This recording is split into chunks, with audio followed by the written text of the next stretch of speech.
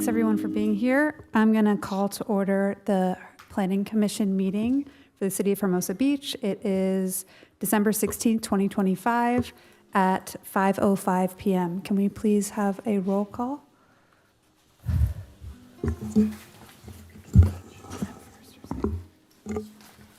Commissioner McNally, Present. Commissioner Hoffman, Here. Commissioner Flaherty, Here. Vice Chairperson Izant, Here. Chairperson Hirsch. Here. We have a quorum. Thank you. And can we all please stand for the Pledge of Allegiance? I pledge allegiance To the flag of the United States of America and to the republic for which it stands, one nation, under God, indivisible, with liberty and justice for all. Thank you. Thank you. All right, just give me a second while I pull up the agenda.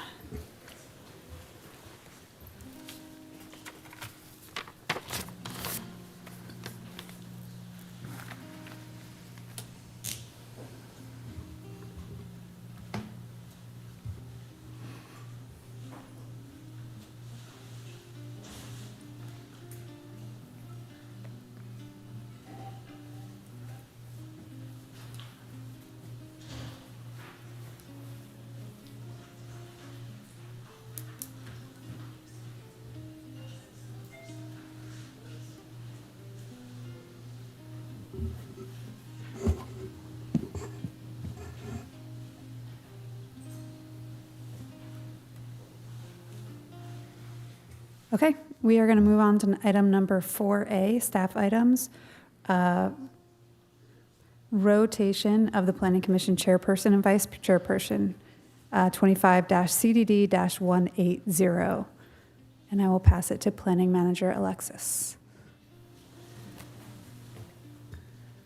So good evening, Chair. At this time, it is customary that we have a change in the chair and vice chair. So if it is agreed to by the commission, then Stephen Izant will now become the chair and Michael Flaherty will become vice chair. Do we take a vote on this? No. No. Okay. So I guess if Let me just- we just have to do it, so, sorry. Everyone All right, switch we to will the right. And take your, we might have to move signs too. Mikey, would you wipe down this chair, please? Yeah, sure. Thank you.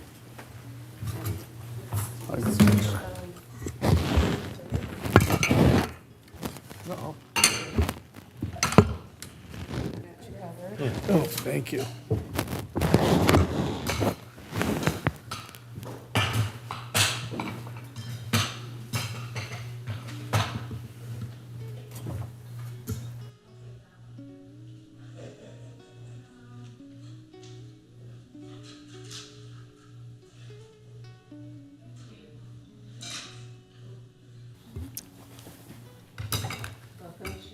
Stunt. Thank you, Director. Before we go to item 5, as the new chair, on behalf of the commission, I want to thank the old chair for a good 9 months. Thank you very much. Thank you guys for the support. It's my first time in that seat, so I'm glad to be back in this one. All right, item 5, approval of agenda. We do have a request by the director that we flip 8D and 8C. So 8D would be heard after 8B. If there's no objection to that on the part of the commission. D I'll- and C. Pardon? D, yes, D would be heard after B. Thank you. That is correct. If there's no objections, I'll take a motion in a second to approve the agenda. So moved. Second. It's been moved and seconded. Please call the roll. Commissioner McNally. Commissioner Hoffman. Aye. Commissioner Flaherty. Here, aye. I'm sorry, Vice Chairperson Flaherty. Chairperson Izant. Aye. And now Commissioner Hirsch. Yes. I think it passes. Item 6, public comment. This is the chance where those of you in the audience can comment on anything under the purview of the Planning Commission, whether it's on the agenda or not. If it is later on the agenda, you only get one bite of the apple. You could either testify now for 3 minutes, or you could testify when a specific item comes up later in this agenda, but you can't do both. Is there anyone in the audience that wishes to come forward to comment?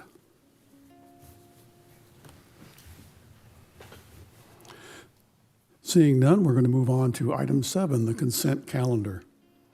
We have 2 items on the consent calendar. Any discussion about removing those? If not, I'll take a vote to, or I'll take a motion in a second if there's no discussion. I'll make a motion to approve the items on the consent calendar. Second. Go ahead. Second. Call the roll, please. Commissioner Hirsch. Yes.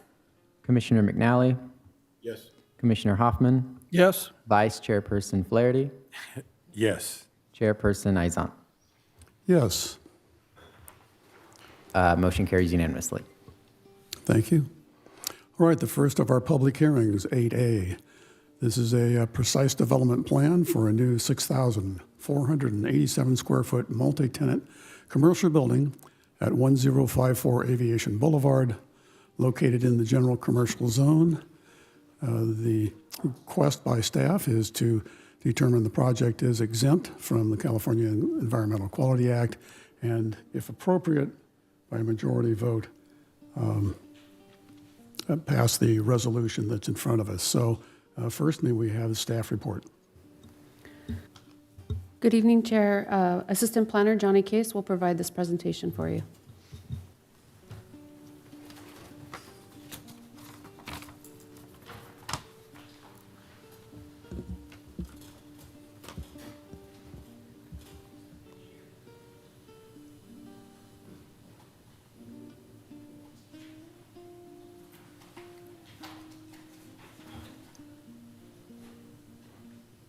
Good evening, Planning Commissioner. My name is Johnny Case, and I will be delivering the presentation this evening for Precise Development Plan for a new multi-tenant commercial building located at 1054 Aviation Boulevard. Next slide, please. The subject site is an existing 16,696 square foot corner lot located on the corner of Aviation Boulevard and Owosso Avenue. The project site is currently developed with a 4,765 square foot commercial structure and a surface parking developed in 1945. Additionally, the project site does not lie within the coastal zone. Next slide, please. Shown here is the city's zoning map, providing context of the property's location in relation to adjacent parcels and zoning districts. The site is zoned as C3 General Commercial. To the north and west of the property site are C3 zoned properties with various commercial uses. To the east of the property site are C3 as well as R2 two-family residential zoned properties. To the south of the property site are R1 single-family residential zoned properties. Next slide, please. The applicant proposes the demolition of the existing 4,765 square foot single-story commercial building and construct a new 6,487 square foot multi-tenant commercial building. The proposed commercial building would consist of 4 tenant spaces varying in sizes. Retail space 1 would be 647 square feet. Retail space 2 would be 1,565 square feet. Retail space 3 would be 1,306 square feet. And finally, retail space 4 will be 897 square feet. Additionally, the proposed building would include a 886 square foot mezzanine for storage within retail space 1 and a 185 square foot common area that would contain trash bins, the janitor's office, and restroom. Lastly, the project includes a new service parking lot, providing 25 parking spaces. Next slide, please. Shown here are the current conditions of the subject site, which is proposed to be demolished. Next slide, please. Shown here is the proposed site plan detailing the proposed parking, landscaping, and pedestrian path of travel. The proposed parking is arranged to be located to the side and behind the proposed building. Vehicular access is provided via a driveway off of Aviation Boulevard, which would serve as an entrance only. Vehicles would exit from an existing driveway on Owosso Avenue. The project adds 642 square feet of new landscaping, bringing the total on-site landscaping to 1,104 square feet. The new landscaping would enhance the buffer between adjacent residential zones and would incorporate along the property frontage, improving the overall building facade. The primary pedestrian entrances are oriented towards Aviation Boulevard and Owosso Avenue, with additional entrances located behind the building to serve the proposed parking lot. Next slide, please. Above is the proposed floor plan for the 4 proposed retail spaces, as well as the common area that would contain, as discussed, the trash bins, janitor's office, and restroom. Additionally, the mezzanine floor plan is shown here, which is accessible through retail space 1. Next slide, please. As shown here, the project conforms with all development standards within the C3 zone. The maximum allowable height is 35 feet. The project proposes a max height of 24 feet 11 inches. The minimum front, side, and rear yard setbacks are all satisfied as shown above. Additionally, the project requires a total of 25 parking spots or spaces, which the project meets exactly. Next slide, please. Here is the rendering of the proposed project. Next slide, please. Shown here are the proposed east and south elevations, demonstrating the architectural design and articulation of the building. Next slide, please. Here you may see the proposed west and north elevations showing similar modern design, which would enhance the aesthetics of the site and the broader community. Next slide, please. The project has been reviewed for conformance with the Hermosa Beach Municipal Code standards for precise development plans per section 17.58.40, which 3 findings must be made affirmatively. Staff analysis of these required findings can be found on page 4 through 6 of your staff reports. Next slide, please. In regard to general plan consistency, the project is consistent with Goal 1 of the land use element. Specifically, the project is consistent with policies 1.3 and 1.7. Additionally, the project is consistent with Goal 6, policy 6.6 and 6.7. Next slide, please. The project was evaluated under the California Environmental Quality Act and was determined to qualify for a Class 3 categorical exemption under Sections 15303 for new construction. Next slide, please.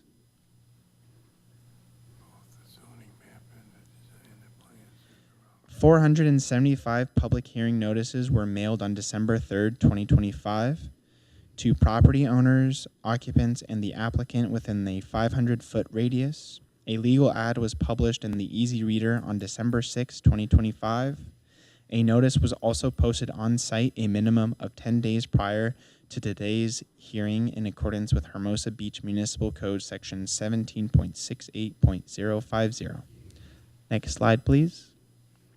This brings us to staff's recommendation. Staff recommends that the Planning Commission adopt a draft resolution determining the project is categorically exempt from the California Environmental Quality Act and approve Precise Development Plan 25-01 to allow a new 6,487 square foot multi-tenant commercial building located at 1054 Aviation Boulevard in the general commercial C3 zone, subject to conditions of approval. Next slide, please. This concludes staff's presentations. We are available to answer any questions the commission may have. Additionally, the applicant is also present in chambers, available to speak or answer any of your questions. Thank you. Thank you. Before we get to any questions of staff, just a couple of maybe a technical glitch. Both Vice Chair Flaherty and myself have plans and a resolution for the Trader Joe's location, whereas it appears that Commissioner Hirsch has the correct plan, so I'm not quite sure why we appear to have something different. I also have the incorrect, but they were correct at home when I They was were looking. correct on the email, but So not I'm not sure what happened. downloaded on the e-site. Email you sent us were correct all the way across the board. I kind of followed through everything I had, so I have no questions. Okay. I don't have an explanation other than that we have a gremlin. So I do believe it was properly noticed and the attachments were correct on the website. So we don't have a problem with public noticing, but forgive the inconvenience. Not sure how to handle that on the fly. I'm going to just peek over the commissioner's shoulder there when I need to look at the plans, so. Thank you. Okay, and then before we go, questions of staff, any declarations by my fellow commissioners?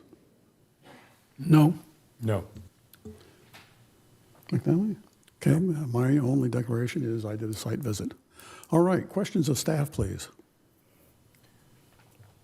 I have a question.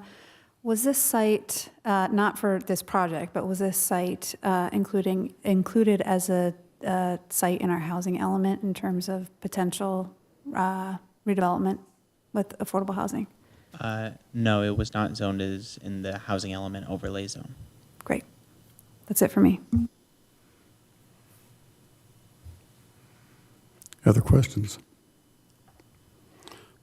I do have a couple of questions, and actually I think it's just one. We have a resident who has written a letter on a number of concerns or observations they have. One of them is the question about demolition and what happens during that time. Does the city, because of the age of this building, for example, require any kind of testing for asbestos or lead-based paint or any sort of abatement? Is that part of what the city requires when it Chair, approves? Yes, as a matter of course, given the age of the building, all of the studies related to potential hazards would be conducted and presented to the city as part of the demolition plan. Thank you, Director. Any other questions of staff? No. All right, if not, I'm going to, thank you, sir. I'm going to open the public hearing. We traditionally let the applicant go first, so if the applicant or their representative is present, would they please come forward, state your name for the record.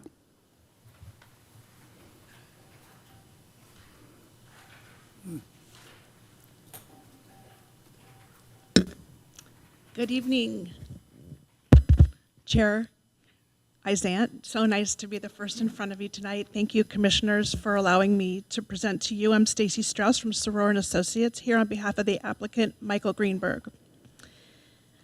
We're here to present the application for a commercial development as described by the staff in an extensive report and extensive evaluation that follows an extensive evaluation time for the application, and I do want to thank the staff for getting us to this point.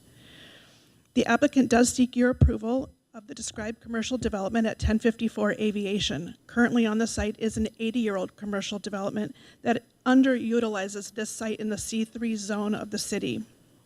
The site has been sitting vacant for some time now. It also currently is not only underutilized but underparked.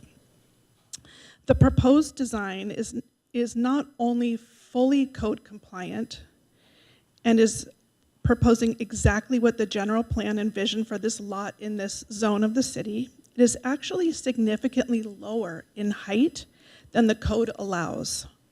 The code would allow for 35 feet, and the project is coming in just around 28. It has a generous front setback rather than developing at the zero lot line as would be allowed. And the design is intentional.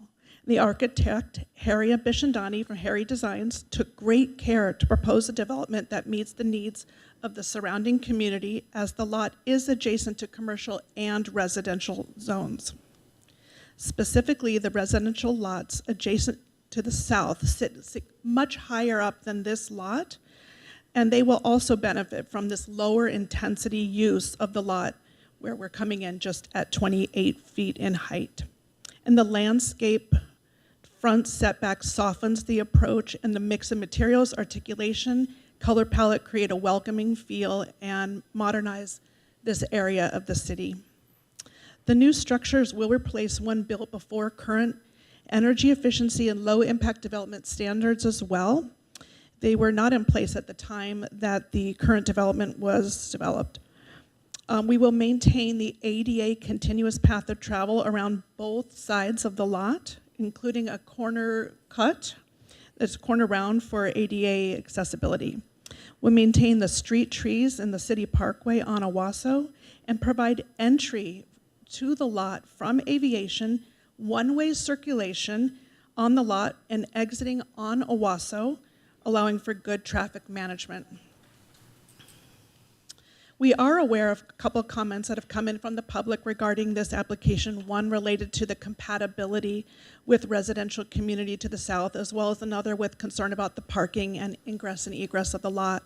As I mentioned, great care has been taken to ensure compatibility, not only by proposing a significantly lower structure than would be allowed in this commercial zone, but also locating the bathroom to another part of the building so that there would be more windows on the side of the building that is adjacent to Owasso and not having solid frontage there. In addition, additional landscape for noise attenuation and creates a natural buffer for the lot that is zoned residential to the east. Our city does have commercial corridors, and a property owner is notified of what they can do on their property by review of the municipal code, general plan, and this owner is no different. This lot has always been zoned commercial. It was not in the site's inventory identified by the city for potential residential development. And the residential lots adjacent have always been aware of this zoning for this lot. Changes to allowable uses, zoning code, design standards, parking requirements, and other requirements are dealt with during a different kind of meeting altogether. They're dealt with during your planning meetings for zoning or general plan. They're not done on a case-by-case basis when an application is before you. Regarding parking, the city does set standards regarding minimum and maximum curb cuts for ingress and egress, and the size of the drive aisle, which, by the way, this project does exceed the drive aisle requirements. It's a 9-foot drive aisle. In this drive aisle, it comes in greater than 9 feet. And the number of parking places required is determined by the square footage of the development, and this project meets or exceeds all requirements. And with that, I would like you to welcome Mr. Greenberg to his new professional chapter as he creates his office where he conducts his business and philanthropic activities. Mr. Greenberg has a long-standing relationship with Hermosa Beach with his affiliation with Skechers, and we are so happy he has selected this city to call his professional home for his next chapter. With that, I do ask that you approve the project. We're in agreement with all proposed conditions of approval. I'm happy to discuss testing that's done prior to demolition, the full demolition process, the requirements that the city imposes and the applicant will gladly participate in for demolition and for construction. And with that, I will be available for questions or additional discussion after public comment. Thank you. Before you do leave, do any of my fellow commissioners at this time have a question for the applicant? No. Okay, thank you very much. We traditionally give the applicants a chance to have the last word, but at this point, anyone else who wishes to come forward and speak on this, please come forward at this time. State your name for the record.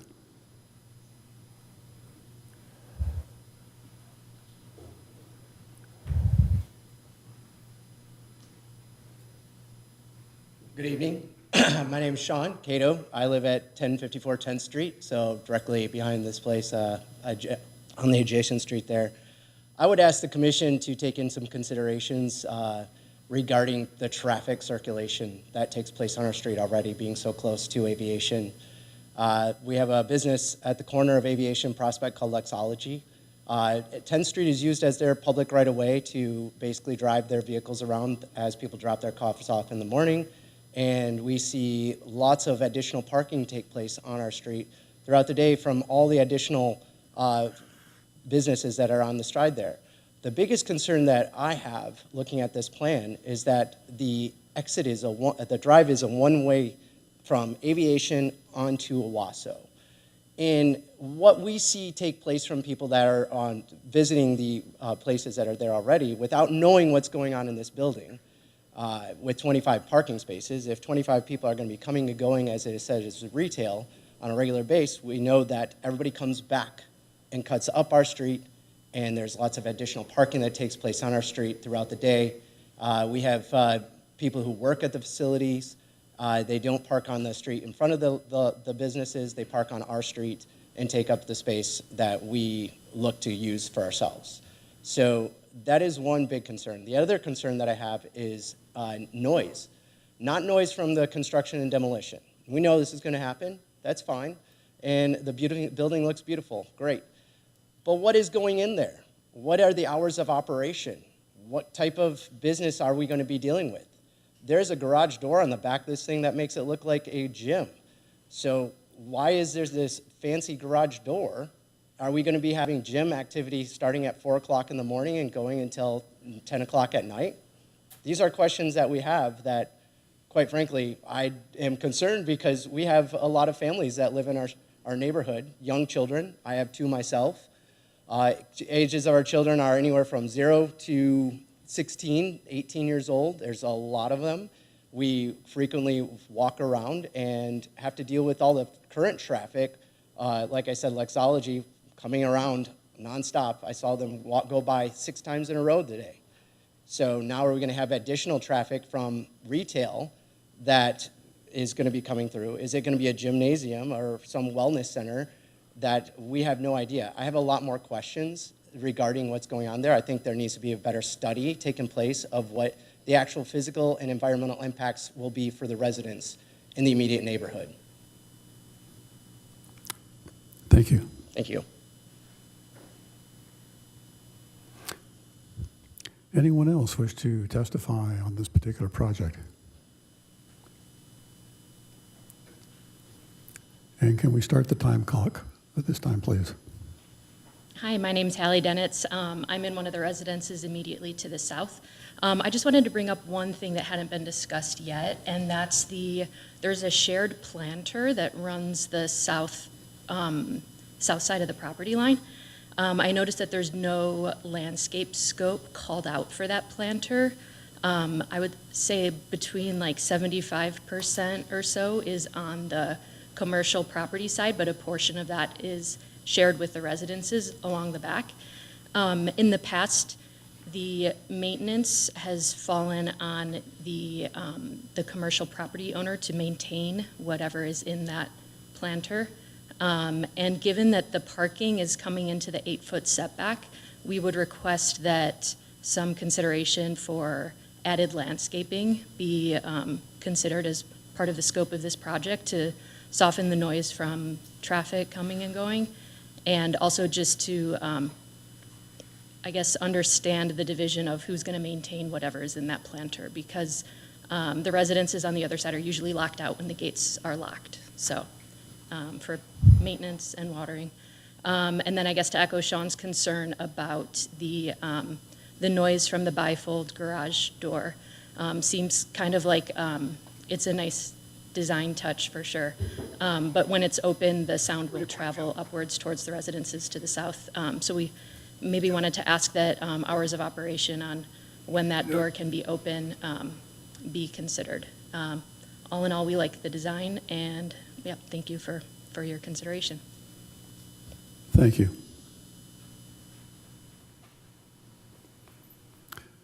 Anyone else wish to testify?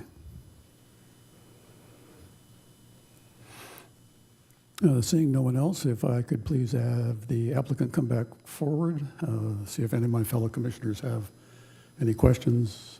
I just have 1 or 2 myself, but I'll let them go first.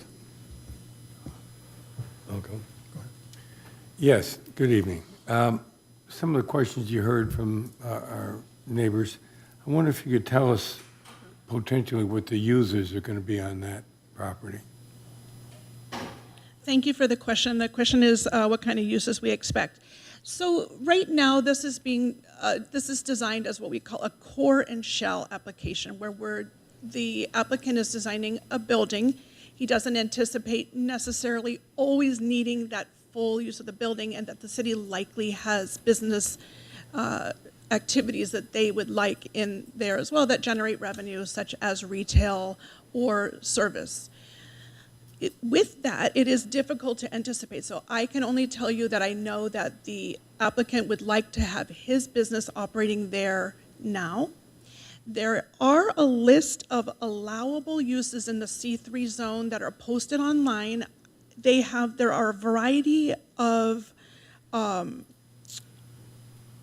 requirements. So for instance, if we look in the municipal code, there'll be a P will be permitted use, an A will be an administrative permit, meaning the city staff can review and approve an application for such a permit. Or there's a precise development plan that would be represented by a PDP, or a U would mean a conditional use permit. The last two, PDP or CUP, would come before you. And we expect that it's possible that there would be anything in this C3 zone list. So I can read examples if you like. It's quite extensive. It's 4 pages long. A lot of permitted use that just mean they just need a business license, unless they're developing over 1,500 square feet, in which they would come to you for a precise development plan. Noticing, I did get a good set of plans from the original email, so I did review them previously, and I also saw the staff report on that. We're having a little confusion, at least on my computer, on 3 of those 4 items. But there's only one restroom in one of the units. There's one on the outside of the building, or access from the outside. Would you say it would be very difficult to get a gym with only one outside bathroom? It's very difficult for me to anticipate. I have not heard gym as something that was anticipated in this space. I know that I hear very clearly that we're adjacent to residential and that we are good neighbors. I will tell you that. I speak on behalf of the applicant, who expects to be a very good neighbor. I can't tell you that there will or won't be. That has not been determined yet. They will abide by the city rules, but I have not heard Jim. I do think that something that needs more than 1,500 square feet or needs a use permit will be before you. Again, the current use, though, for a portion of the building is going to be a business office and maintaining personal business office. Is there any rough plumbing in any of the other sections? Not that I'm aware of, because right now we are core and shell. There was a reference to a garage door. It's actually just a large door for light. And I do hear from the residents about noise being of concern, and I know that the applicant will abide by city requirements regarding noise. If you have additional questions, otherwise I do have some more comments regarding some of the questions we've heard tonight. The landscaping, can you address that? The landscaping regarding the shared planter, there is no proposed change to that planter. There may have been an informal relationship for maintenance in the past. I can pass along to the property owner to develop a relationship with the shared property line owner on the other side to come up with some kind of shared maintenance. For that, if the current property owner wants to take that on altogether, he may. That'll be a relationship between those two. Thank you. Chair? Thank you, Vice Chair. Other questions of the applicant? I don't believe this is going to make a big part of my decision, but I was a little bit confused. In my research, you're representing the Greenberg family, and this is going to be a building used for their foundation. Is that correct? That's close. I'm representing Michael Greenberg, not the family. Necessarily, this is Michael Greenberg's office that he's developing. It's not Skechers. Okay. And well, there have been changes, so appreciate that. And so with that, Michael Greenberg does have his own business management that he needs to do, his own personal business, and he does philanthropic work as well. Okay. And so those are the types of activities we expect from him. And as I look at it, there is retail in this property. Is there in my research, I believe that there was a different family that was developing this. So that could be my mistake, or as I read through, is there an intention of what the retail space would be? At Not this time, And no, we're leaving not our it concern. we're leaving it for potential uses. I mean, the reality is, this is a pretty extensive building. This is over 6,000 square feet, and we hope to attract businesses that the city will benefit from. Thank you. Okay, any questions? Okay, Chair Zant, excuse the interruption.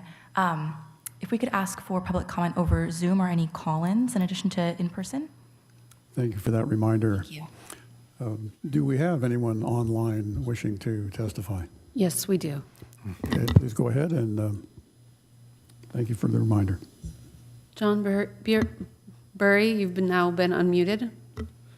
Good evening, John Burry. I have two questions, I think. The first relates to Commissioner Hirsch's question, which was whether this site was originally included in the housing element overlay. Which I think is interesting, because when you look at the zoning map, quite a few of the neighbouring properties are in the residential overlay, if I read that correctly. And this site seems like almost the perfect retail residential overlay location. So I kind of really, for the staff to go back and check what the conversation was with the previous owner in 22-23. He was in poor health. His wife had died, I think, in 20 or 21, and he was in poor health, and the business was coming to an end. And it just seemed to me like this would be a site that would have been perfect, and whether or not he was properly engaged at the time. So that's for the staff. And then I think my other question is simply to do with the staff report and then what we've heard from the applicant's representative this evening, because in the staff report there is no mention of office space. There's lots of mention of 4 retail spaces, but no office. We've heard very little about the retail this evening, and lots about Michael Greenberg's intention to put his office in there, and that seems to be inconsistent with the staff report. That's all. Thank you. Thank you. Anyone else online?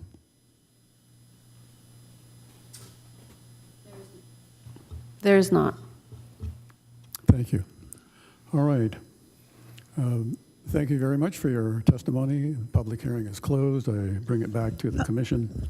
I'm sorry, may I ask for you to open it again? I just didn't have a chance to address the other commenters. Fine, yes, please go ahead. Thank you. Reopen for the moment. I appreciate it, thank you.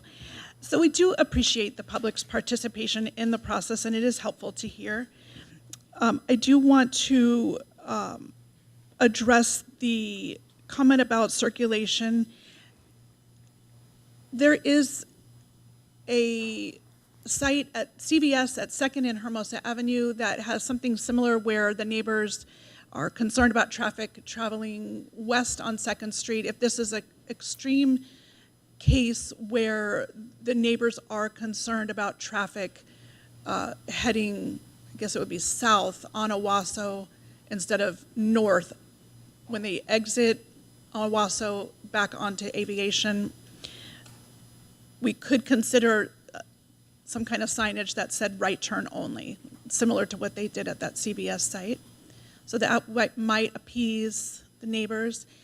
Regarding Lexology, it's a neighboring business. I want to ensure that this site is not held responsible for the business activities of another site. If they're not operating properly, or if they are operating within their use, it's just not relevant to this. And this property owner does not intend to utilize parking on the public street. In fact, they're taking the parking, increasing it significantly on site, code compliant, and want to attract businesses by providing parking. So 25 parking places is very adequate for this site per the city requirements.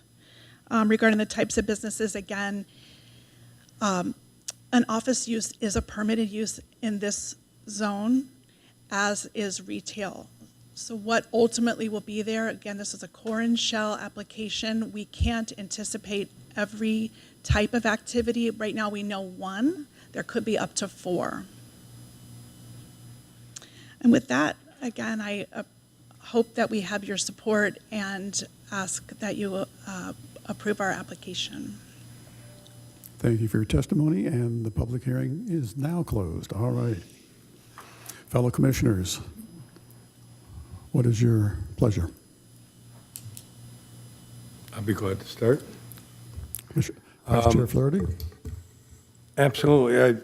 I do like the offer, and I'd like to suggest we support it for a right turn only coming from the property, turning right onto Owasso, thus heading into the intersection of Aviation.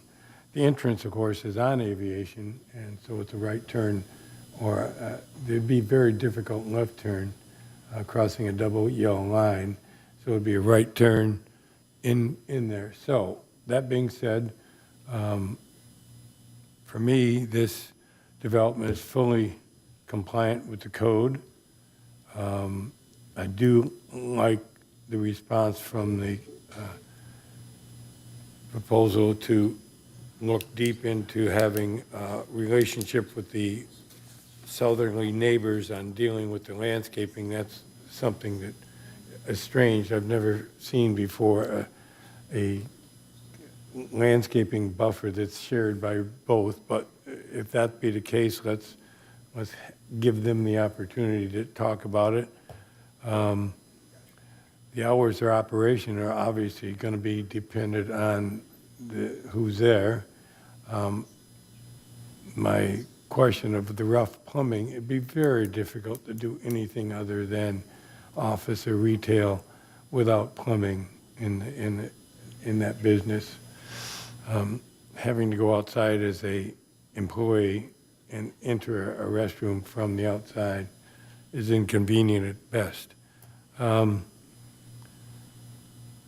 I also looked at the zoning map, and it was strange to see a good portion of all the other commercial properties, both across the street and east and west, with the overlay, but this one did not. So that was done years ago, so I don't know what we're going to do about it now. So I support this project. I think it complies with all the code. We certainly have a reputable property owner, developer in this process, so my vote would be yes as we continue, with those caveats of right turn only, leaving the exit onto Owasso, and a conversation with the neighbors regarding landscaping maintenance. Thank you, Vice Chair. Commissioner Hoffman? It's great following Commissioner Flaherty, because I can cross off the first thing I had, which was, it's interesting, I'll be honest, I said, should be a left turn only sign there. In my mind, it was backwards, obviously, but yeah, the first issue is clearly, and I say that by virtue of having sat on Owasso twice when I went up to the site to listen to the traffic and to look at the site again and to refer. I don't think I've been in that building since it was Jerry's Tackle Box, but in any case, to kind of look at that, and one of the things that my grandson was with me on one of the visits, he said, I can't believe they allow parking on both sides of the street, and he lives on 7th Street, so we share with you guys the situation there, but what everybody forgets is there's parking on both sides, and oh, that's right, there's an Amazon truck parked in the middle of the street, so it was easy to sit there and look. But the second point, the landscaping issue, and I speak now from someone who lived in exactly the same situation years ago, where our rear property line and an elevated property overlooked in our day, it was essentially the same situation. It was vacant, but it was a unused retail site onto the busiest street in Manhattan Beach. And I remember when we first moved there, we loved that to the extent that we had, wasn't exactly the ocean view, but we had a view. We could go out in our backyard and watch the traffic and the cars go by and see across the hills. Now, I suspect those of you who are up on Owasso, from your backyard, you can see over, and the thing that's interesting, as was mentioned by the applicant, this building's way below the height limit. You're fortunate in the sense that you're not going to be looking at a blank wall or have windows looking into your backyard.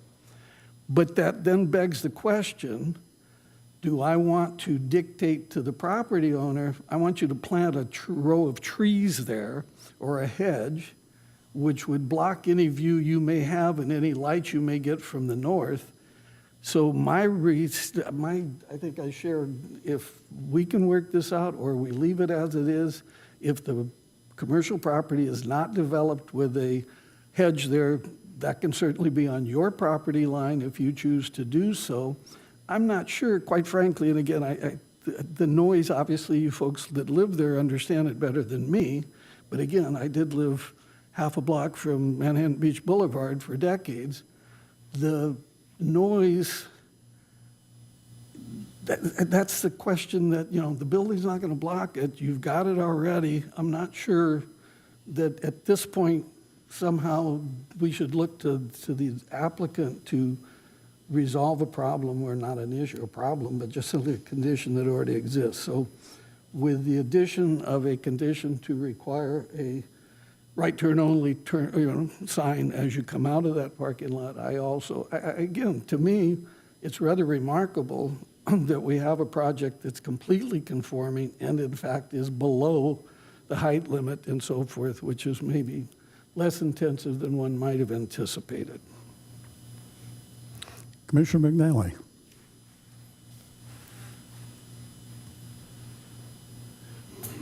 I concur with the parking and the exiting of the parking structure. I did as well. Kind of had this backwards in my view when I visited the site. If we can correct that, I don't have a comment on the landscaping or how that can be corrected, but I hope there can be some thought in that. Otherwise, I don't see a reason I wouldn't support this. Thank you. Commissioner Hirsch. I'll just echo what my fellow commissioners have said. I think if we put a right turn only out of the exit of the parking lot onto Owasso, that might alleviate some of the concern around future traffic issues going up that street. I think it's a beautifully designed building. I think that the community is going to benefit from having another great piece of architecture around us. I wish for our housing element's sake there was some housing, but we can't dictate that on property owners, and this wasn't even part of the housing element overlay. So I intend to support the project. Thank you, Commissioner. I also will support the project, and at this time, if there's no more discussion, would entertain a motion and a second to move staff recommendation with the addition of a right turn only on the exit onto Owasso. I will make a motion to move staff recommendation with the addition of a right turn only exit onto Owasso. Second. It's been moved and seconded. Please call the roll.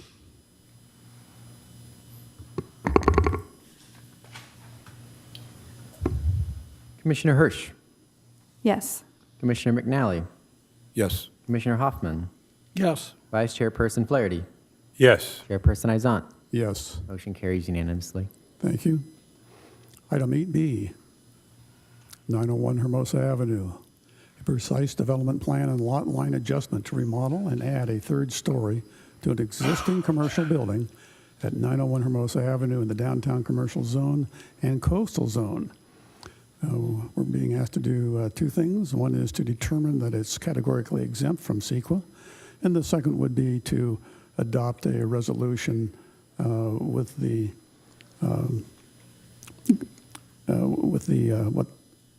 what staff has written in terms of their recommendation. Staff report, please. Good evening, Chair. Kanika Pompey, our contract planner, will provide this presentation for you. And I will bring it up in just one moment.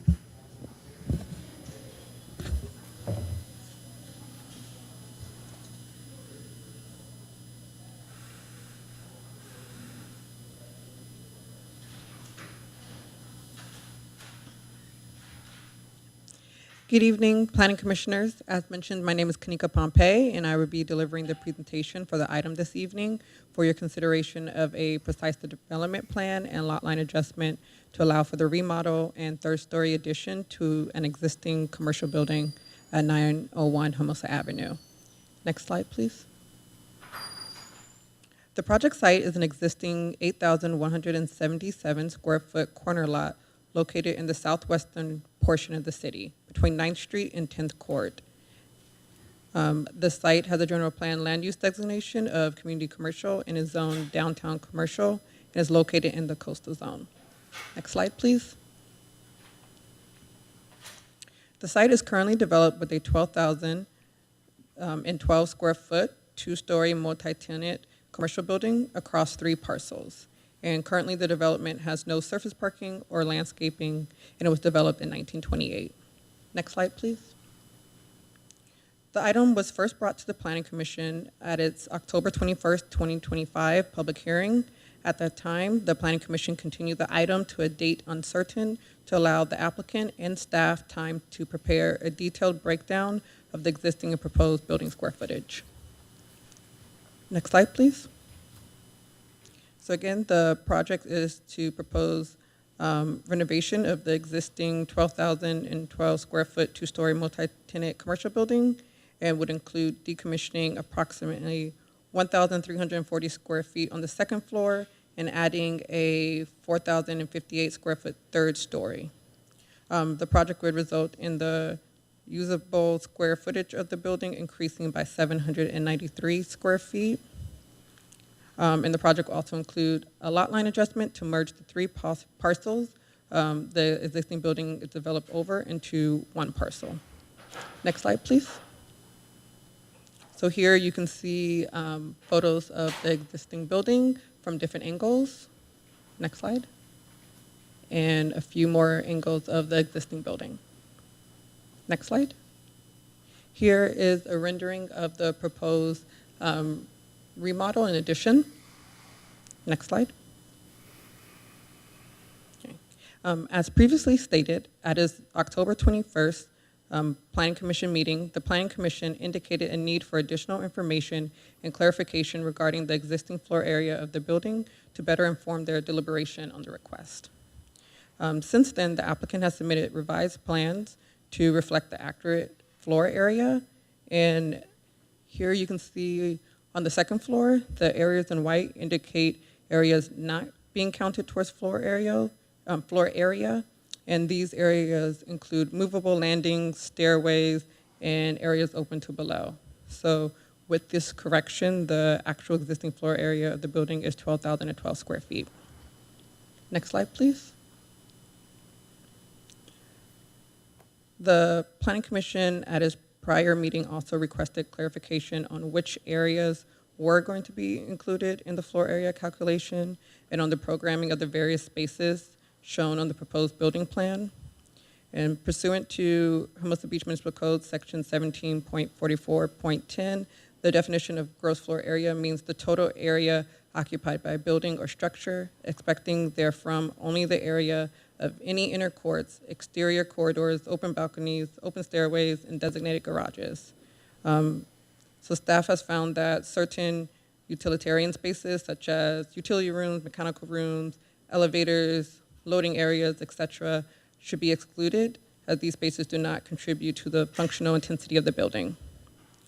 So the applicant has proposed the first floor will actually be decreasing from 7,653 square feet to 5,980 square feet. And the areas not counted towards floor areas are the loading and parking area, the trash room, transformer room, stairways and elevators, and equipment room. Next slide, please. On the second floor, the floor would decrease from 4,359 square feet to 2,767 square feet. Areas not counted towards floor area include stairways, elevators, and the 1,340 square foot decommissioned area. At its October Planning Commission meeting, the Planning Commission also requested clarification on the decommissioned area, and the applicant has since provided a letter from their structural engineer justifying the need for this area as is structurally critical for seismic force resistance. Next slide, please. So the project proposes adding a 4,058 square foot story to the building.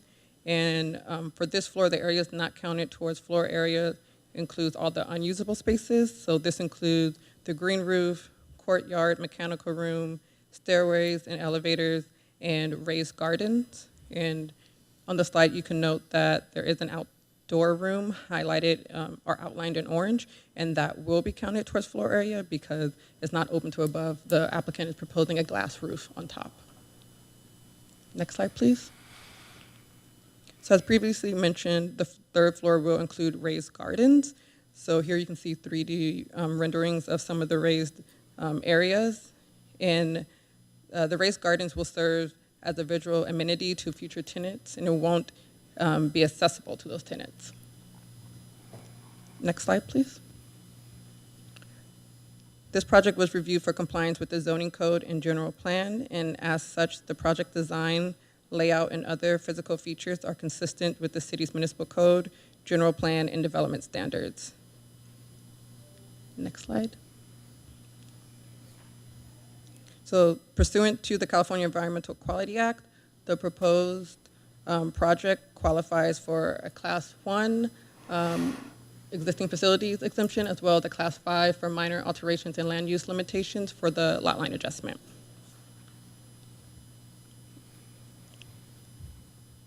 So for this December 16, 2025 Planning Commission meeting, a total of 694 public hearing notices were mailed to the applicant, occupants, and property owners within a 500-foot radius of the subject property. Additionally, a legal ad was published on December 4th, as well as a notice poster was posted on site a minimum of 10 days in advance of this public hearing. Next slide, please. So lastly, this brings us to staff recommendation. Staff recommends the Planning Commission review the application and consider adopting a draft resolution. However, the resolution will have updates to accurately reflect the buildings increasing in size and square footage and to accurately reflect the correct floor area ratio. And this would be to staff recommends the Planning Commission consider adopting that updated resolution for a precise development plan 23-04 and lot line adjustment 23-03 to allow for the remodel and third story addition to an existing two-story commercial building, subject to conditions of approval, and determine the project is categorically exempt from CEQA. Next slide, please. So thank you. This concludes staff's presentation, and staff is available as well as the applicant for any questions you may have. Thank you. Questions of staff, please. Commissioner Hoffman. Not right yet. Thank you. Okay. Okay, I do have one question. It's 10 years from now. It's a very slow afternoon in the planning department. Director Becker says, I wonder whatever happened to that building that the commission approved 10 years ago where there was this second floor area that was deemed not to be used. And she goes down there and goes with the second floor, and son of a gun, it's now being used. What's the penalty? This is a precise development plan. It's a contract between the city and this applicant. What's the penalty other than saying, stop using it? Well, Chair Azant, within the general conditions of approval, the applicant is required to maintain the property as described in the plans and in the documents presented to you today and as approved today. Included in the plans is the decommissioned space. So if we were to discover 10 years down the line that the property is being used in a manner which is not maintained and operated in full compliance with the document before us today, we would consider revoking the PDP. that would be, grounds for revocation, or at the very least to bring this item back to the Planning Commission. We could, that consideration could include imposing additional conditions. It could include potentially, suspending the PDP, or as I previously mentioned, revoking the PDP. Those are all, currently baked into what is before you today. But what's the practical aspect of this if the building is full of tenants that have a contract with the landlord and they're paying rent? So what actually then is the penalty? I mean, I understand the word suspension or revocation and so on, but what does that actually mean? Does that mean if the city could sue them, for example? What's the real penalty for breaking this particular covenant? So I think part of this is also code enforcement. If there was a revocation of the PDP, or we found that the PDP was being exercised, contrary to the plans, and there was residential or commercial or any other use of that decommissioned space, we would get code enforcement involved for the fact that this is, not a permitted use. Potentially get building involved if there were violations of the building code, for example, if it was being used as a residential space, and there were some concerns around plumbing, around habitability, or just generally around the fact that this use is not permitted. And that could involve administrative citations and fines. It could involve a civil action against the property owner. And it could, unfortunately also include some action against whoever might be renting or maintaining that space as a tenant. Those would all be options available to the city and things that we would consider. So you mentioned the word fines. Mm-hmm. Do we have a schedule of fines? How much would this fine be? We do. How is it determined?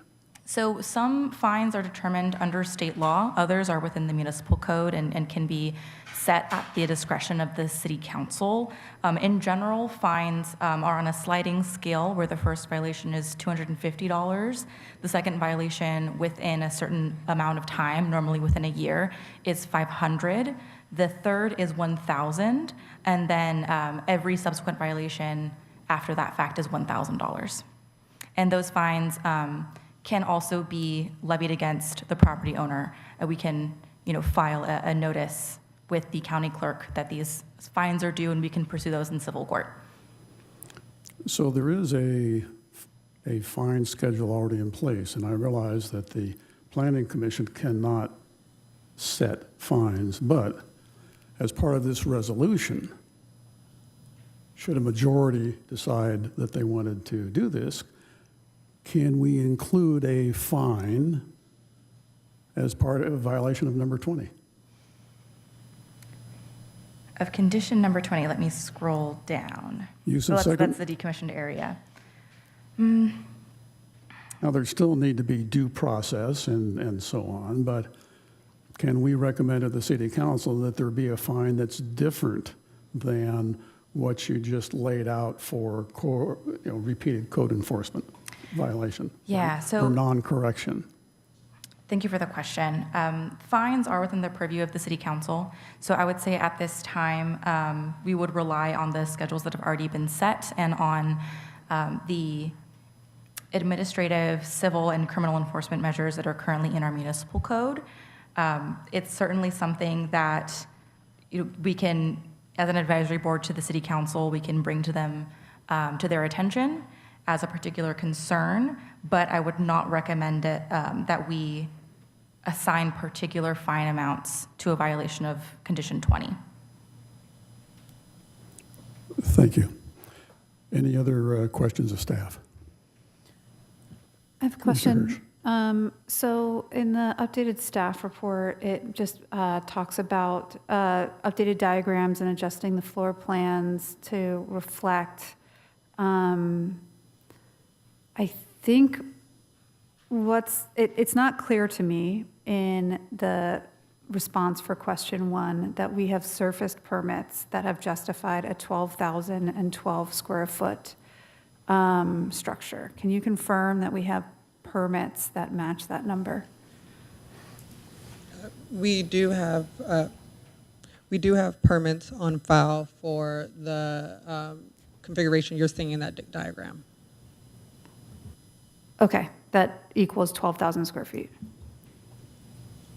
I'm not confident about the exact square footage, but it equates to that same configuration. If that's the number we're getting, then it should be approximately close to that number.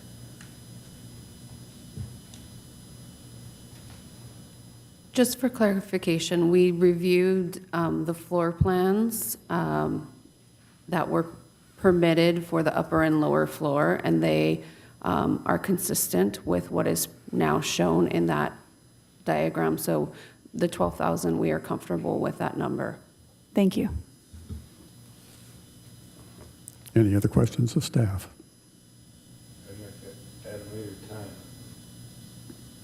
After the public hearing? Certainly. All right, thank you very much. With that, I'm going to open the public hearing, and would the applicant or their representative please come forward?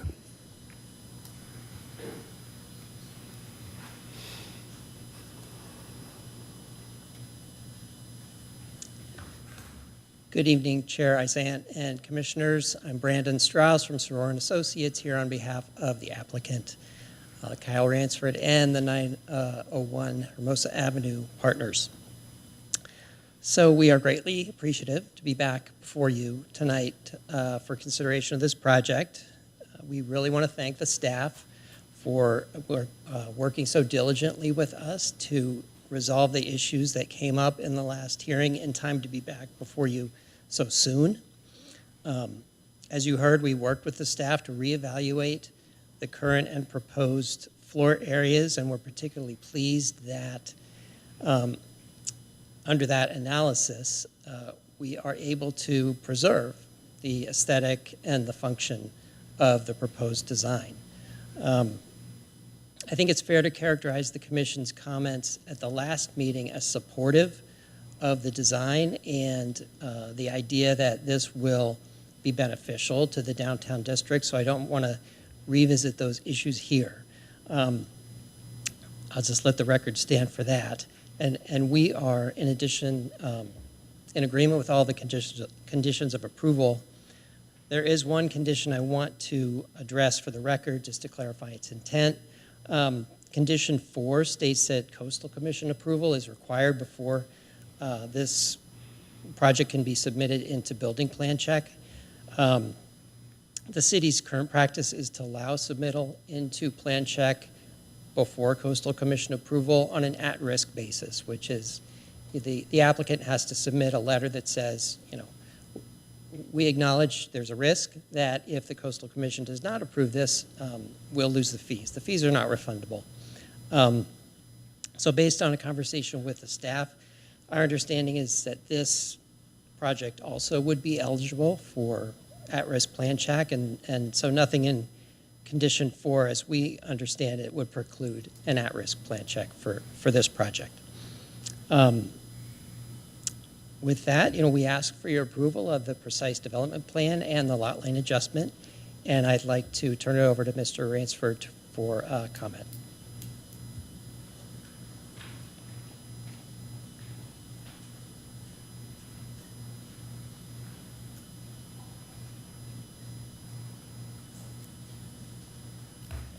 Thank you, Commissioners.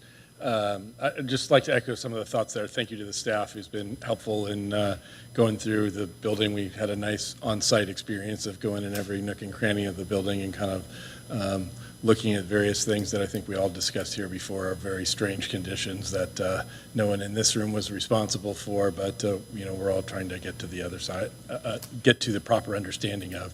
So again, thank you to staff that put in the time and the effort to go make sure what that was versus just sort of thinking about it online and, actually visiting on site. Again, I don't want to spend too much energy and time going through, lots of the details of the plans. I assume everyone sort of remembers that from 60 days ago.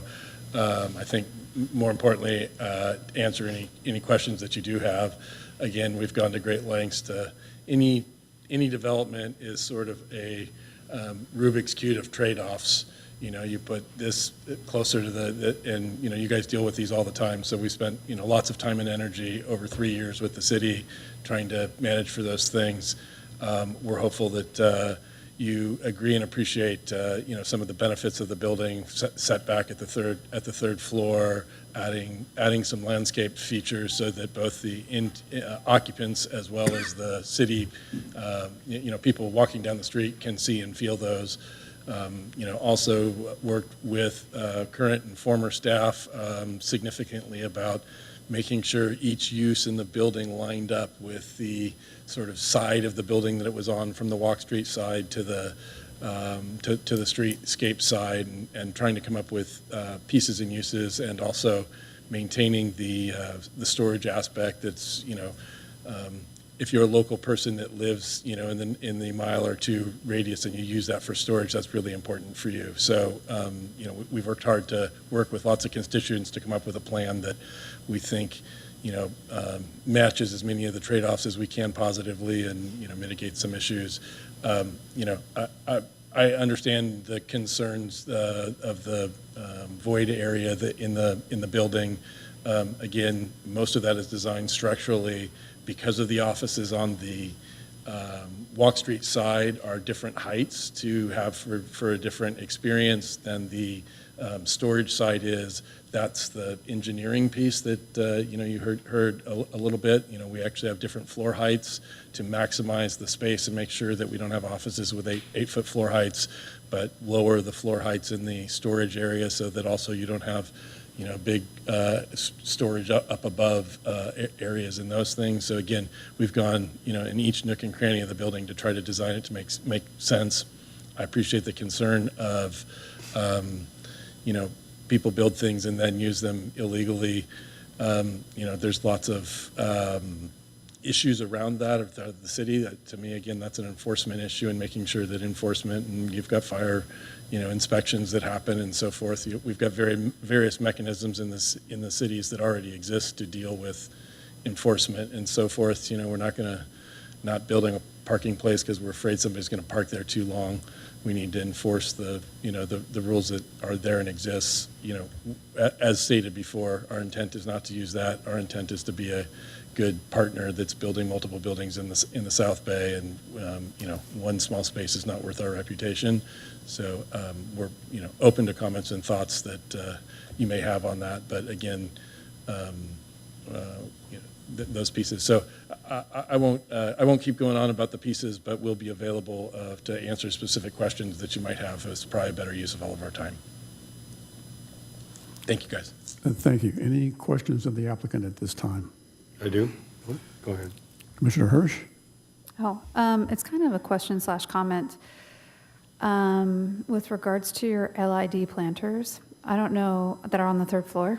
I don't know if you've gotten this far into thinking about constructability of that, but I don't see how you are going to effectively maintain those planters, because it doesn't seem from these plans like you have any access to them once they're built. So I don't, if you've thought about it, I'd love to hear. If not, maybe put it on your list if this gets approved, to try and think about how to maintain. I'm not sure exactly which planters you're speaking of in that area, but certainly access to maintaining them is an important feature. So I'm not sure if we're exactly at 100% of the access elements here, but appreciate that thought and comment. Okay. Vice Chair Flaherty. Thank you, first of all, for your time and energy on this.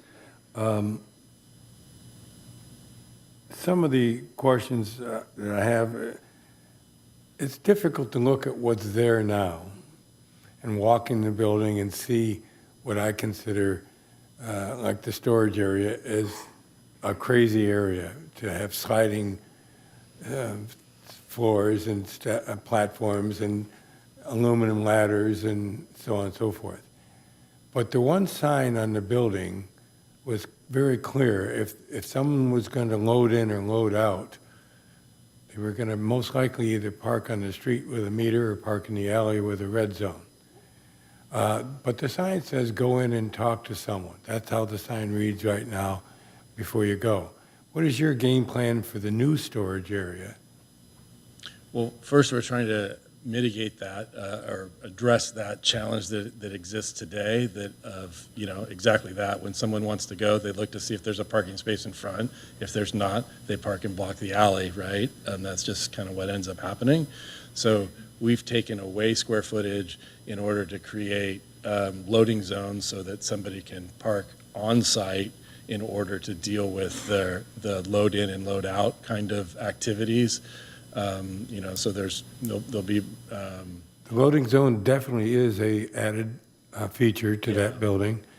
Do you have a on-site office manager that addresses that hours of operation of people storing? And The way a modern storage facility is built today of this size and operated is it's all done through cameras, it's all done through phones, so you have access points that's controlled, and therefore you get 24-hour access, albeit remote, that someone sitting in a different room has controls to let people in and out. They also have controls through their authenticated keys to get in and out. Everything is video, everything is monitored through videos, both in real time and recorded ongoing for the future, so that dramatically reduces crime challenges. In other locations, you get people moving in and living in lockers and stuff like that. So a modern facility like that, you want 24-hour surveillance and service. So the on-site person used to be a person there for 8 hours a day. Now it's a person that might be somewhere around the globe for 24 hours a day, but there'll be, real human activity monitoring. so your hours of operation could be 24 hours a day for that storage unit or the storage activity? No, we would not have in that location 24-hour access to Okay. that, that piece. I don't recall But if it's. remote supervision or operations manager or whatever Yeah. is going to happen. And again, But there's somebody there, there's somebody that monitors it virtually 24 hours a day, and then the technology, of course, is such that you can tell who's come and who's gone by which electronic key pass that they're using. So it dramatically changes sort of the activity that can happen on site in these kinds of locations. Thank you. Now, I'm going to try to stay in my lane as much as possible, but they know I drift from one lane to another real quick. The setback on the west side, it's right now it's encumbered by little or no access from, we'll call it the south side of the building, from the right-of-way. It's covered with plants and planter boxes and so on and so forth. On the north side of your building, in the northwest corner, the access is a gate that looks like it's on somebody else's property to get behind the building, and there's no true setback clearance. Are you going to address that as you rebuild? I think I'm following, but let me make sure that I'm following. I think you're talking about the sort of access walkway that would be on the beach side of the building to make sure that we're using the right north-south pieces. Yeah. So that particular small strip of access would remain as it is. The gate, and of course, would get upgraded to. Is it your gate or somebody else's gate? No, I believe that's the gate that goes with this property, yeah. Okay. Because in the back of that, it doesn't maintain this setback. It's filled with planters or plants or other material as you enter from the north and try to get through the south. You just can't get through. My only request is you address that during your construction. Yeah, there's a lot of things to fix in this location. Right. So, clearly we would want that to be, new and of professional nature and it'll get I think the plans call for it to be reconcreted effectively, right? So that it'll do that. It looks like somebody else's plant. It doesn't look like yours right now.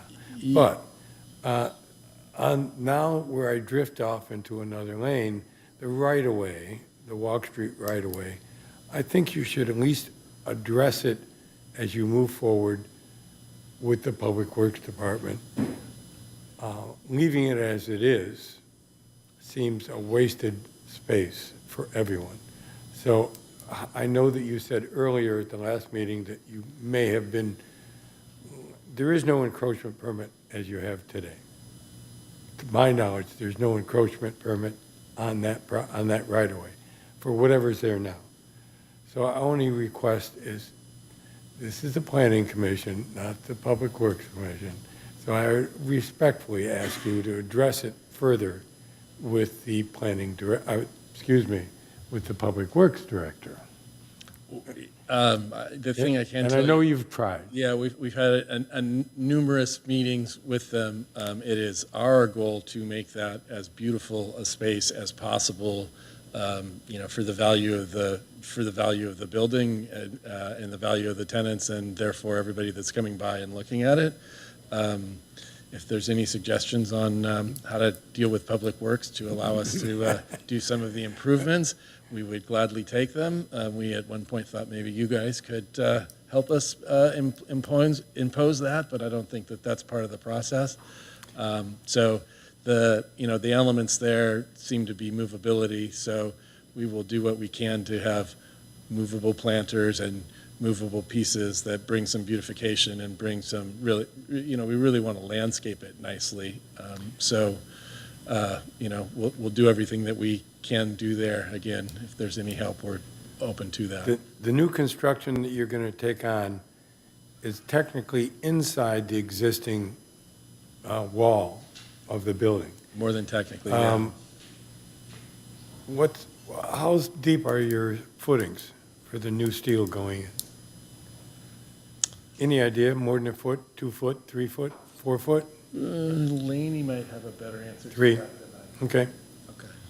Okay. The potential of having a gas tank right underneath that front area is pretty good. So be aware of that. You can see the lids for the gas tanks on the ground. Okay. So, thank you. the old gas tanks. Yeah. So again, thank you, Mr. Chair. I appreciate it. Any other questions of the applicant? Okay, seeing none at this time, thank you, sir. We'll give you the last word if need be. Meanwhile, anyone else in the chambers wish to come forward and testify on this project? If so, please state your name for the record.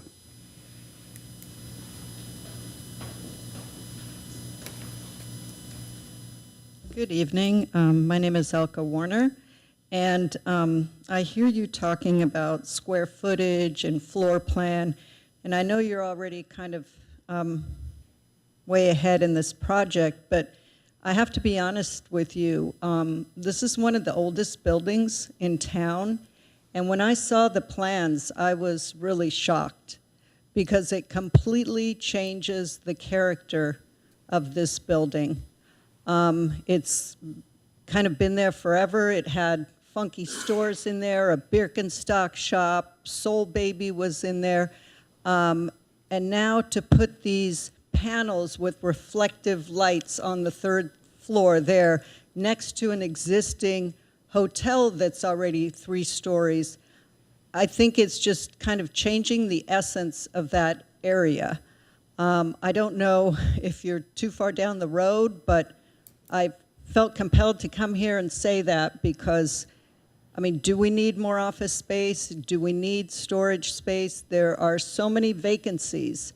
I go down to 2nd Street and Hermosa Avenue, and there's empty office space there.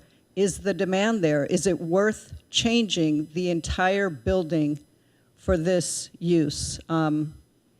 We have very few buildings in Hermosa that are still kind of that era, the Bijou Building, the Bank of America. I think we need to preserve them as much as we can. Thank you. Thank you. Anyone else in chambers wish to come forward and testify? Seeing no one, do we have anyone online? We do. Go ahead. Nancy, you've now been unmuted.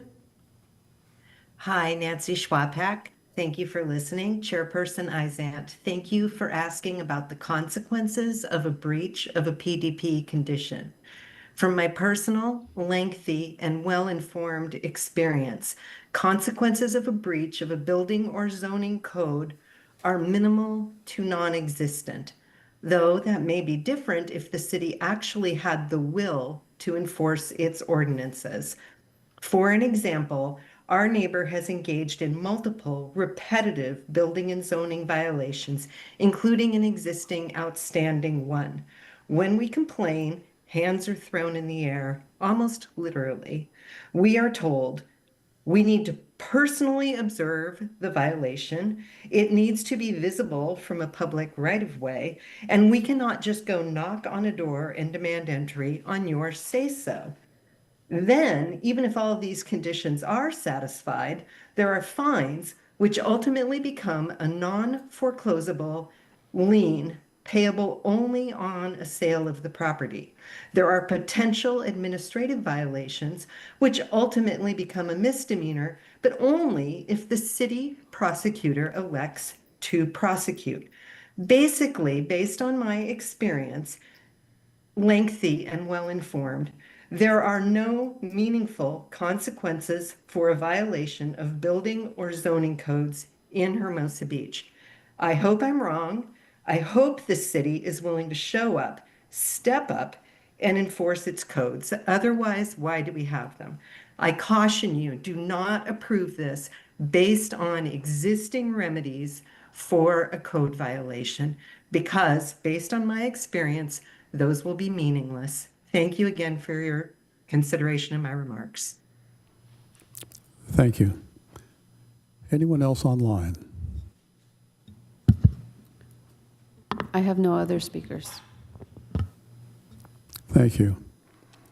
Does the applicant wish to make any closing remarks? Seeing none, I'm going to close the public hearing, bring it back to my fellow commissioners. What is your pleasure? Commissioner Hoffman. All right.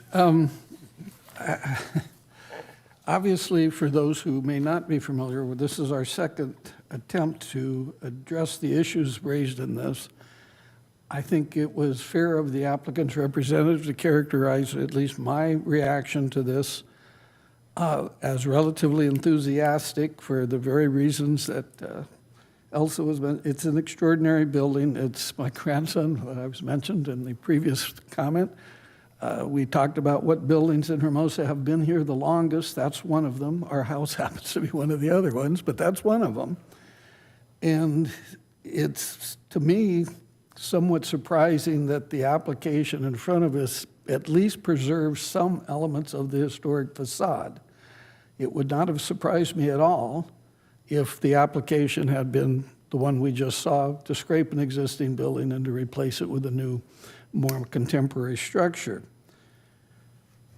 But when all is said and done, the issues that came up last time that caused this to be continued related to the calculation of the square footage and the proposed solution to address, let's be honest, it's a parking issue. That's the only reason we're quibbling over the 1,300 square feet. Mm-hmm. If we exceed 10%, it's very complicated when you read our code. It's 500 square feet, an addition of 500 square feet, or 10% of the existing structure, whichever is greater.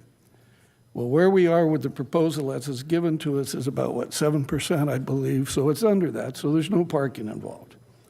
But there's no parking involved in spite of the fact that we've added 700 square feet roughly to a building by subtracting 1,300 square feet. In my tenure on the Planning Commission, I don't think we've ever even come close to having that kind of a proposal. We've had structures where people have chosen to do an interior atrium, open to the sky, where they've done a variety of solutions to reduce the apparent square footage of a building. Doesn't change the bulk, but to reduce the square footage. But this is a commercial building, 1,300 square feet at 50, this is probably a question for Commissioner Hirsch more than me, but at a commercial rate of if we take a low end, $50 a square foot a year, this is a space that's worth $60,000. In a couple of years, we could pay off for, again, the analogy to the Rubik's Cubes. We've come up with one solution here. I hate to say this because I'm enthused by the project, the proposal. I can't accept this solution in which part of the solution is I just pulled out one of the cubes, or square out of the cube, and said, well, we just won't count that. I believe our chair began the whole conversation in the last public comment. What's the punishment? It's, again, I'm not speaking to this applicant. I'm speaking to my experience on the Planning Commission. How many garages in our city that are required parking are full of something besides parked cars? How many buildings in this city, we used to call them bootlegs, including this building, let's be honest, has had a bootleg tenant in it for some time. I don't know that they're there now, but in the past, certainly we know that they were. The question of enforcement, code enforcement, walk through that building. I'm not a building inspector. I can point out a lot of code violations just walking through. And I don't mean that as a criticism of our staff. I mean that as simply the reality of the limitations of the size of government and the resources we have available. I simply can't approve this with pretending like those 1,300 square feet that are worth hundreds of thousands of dollars over the life of this renewed building are going to remain vacant, especially in a building that has so much storage in it, right? Or, gee, where else could I store stuff? How about in 1,300 square feet? So I'm going to, unfortunately, unless my fellow commissioners can convince me that I'm somehow missing something, I'm going to very reluctantly disapprove this, recognizing that for this amount of money, given the kind of construction that's being proposed, the remodeling that's being proposed here, 1,300 square feet taken off of the ground floor with a little steel put in and forced over a parking area would solve that problem, and it's a net-net kind of a thing. We've lost 1,300, but we've gained the parking places that those 1,300 feet would have required us to provide. I appreciate and recognize the cost that means, but I also recognize that somebody's willing to walk away from tens of thousands of dollars of potential income on the 1,300 square feet. We haven't talked about, I've never heard any discussion, I don't know if this was part of the staff consideration or the applicant's consideration, given the historic character of this building. It's not a registered landmark or anything. Have we talked about the alternative, for example, to use parking in lieu fees as a way to work around this? It just doesn't feel right to me that we're just going to pretend like that 1,300 square feet, that cube has been pulled out, and now this problem has been solved. So I remain optimistic. My fellow commissioners will convince me of my foolishness, but my position at this point. Thank you, Commissioner Hoffman. Vice Chair. I feel that Pete struck a note with me on this, especially when you look at the deactivated space and so on and so forth. We've been hoodwinked on the residential commercial / areas for years. Over the last couple of months, we saw several. We actually examined people on Hermosa Avenue that were residential use of the commercial property. But that being said, I'd like to dig deeper in inspection. Is there a way for me to feel comfortable to move forward on this project, that there is an inspection process that can happen on a regular basis? For example, the fire department has an obligation to go into commercial property every year to inspect fire extinguishers and so on and so forth. That's a mandate. They have to sign off on, the buildings have to be signed off. Is there something that we can do in the building department or community resources or community development department that would mimic that type of inspection And I repeat, I feel like we've been slammed in the past year by people who stood before us, claimed what they wanted to do, and then abused it.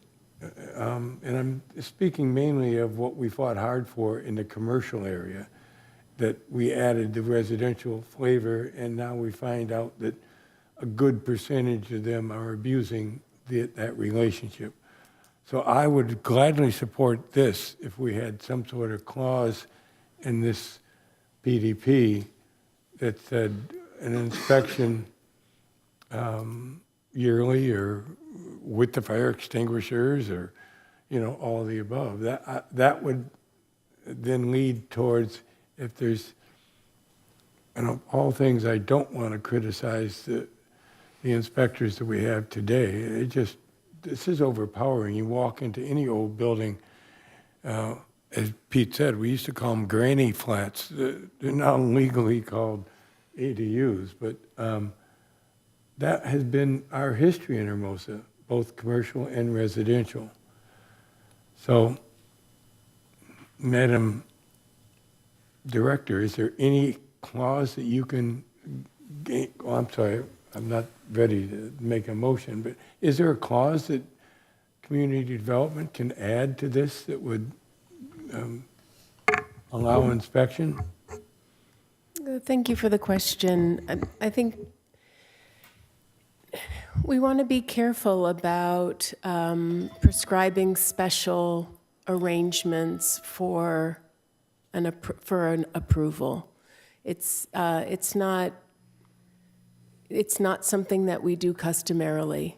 Okay. We do not have a current program that we would easily plug this into. So you would be proposing a condition for special treatment, and accommodation. And that has a cost, an annual cost associated with it. So there are lots of kind of, details that would be baked into that idea. Commissioner McNally.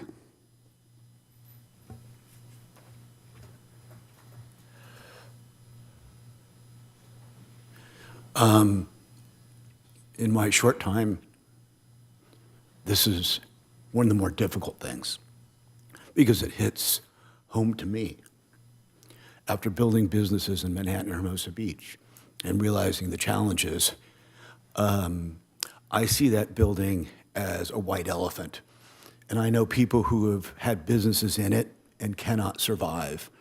And the businesses that are in it now will not be there very long. And there has to be some change. And while I have challenges with the reality of the second floor and the challenges with the parking, I still believe it's going to be an improvement in our community. And it would be a reflection of the hotel that's being built right behind it. It would be an addition, because otherwise we're just going to be having this conversation again in 5 years because that building can't survive as it is. Just because it's 100 years old doesn't mean it has, its purpose is still there. I'm inclined to supporting this because I believe it would be an improvement to the community, while I'm cautious of the challenges that we've spoke of and the parking impact. But I believe it's a better solution than what's there now.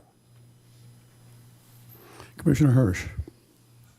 Thank you. I won't rehash what my comments were at the last Planning Commission meeting beyond saying I think, it's unique that we have an owner-operator that's suggesting to try and preserve it's not a historical building, but the character of the existing building that has been in the city for so long, while trying to improve it and create more usable space for it. I hear my fellow commissioners' concerns around the decommissioned space on the second floor, and I think that's a real concern, is, you know, how do you actually enforce that? You don't want to put the burden on the city to do so. And then then we heard a public comment from one of the residents saying, you know, and then it's hard for a resident to do so, so what are the checks and balances, and how is that actually effective?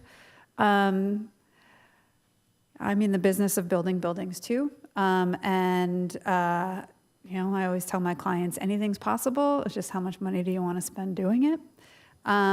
So I would like to support this project. I think if there is a lot of angst around the decommission area, which I'm hearing, and I have similar concerns, is there a more creative solution from an architectural and design perspective to be able to achieve what you are trying to achieve in these plans on the third floor and, you know, the partial second floor and first floor, that can get the commission more comfortable with it truly not being a used space. If you're not using the space, can we get more creative here, so that we all have comfort around it? Because I think that that's the major issue from the Planning Commission side. We've already validated and vetted the discrepancy in the square footages that we heard at the last meeting. So if this is truly the last thing, I know that there's something that we can do. I don't know what that is, but I know that there is something that we can do, and,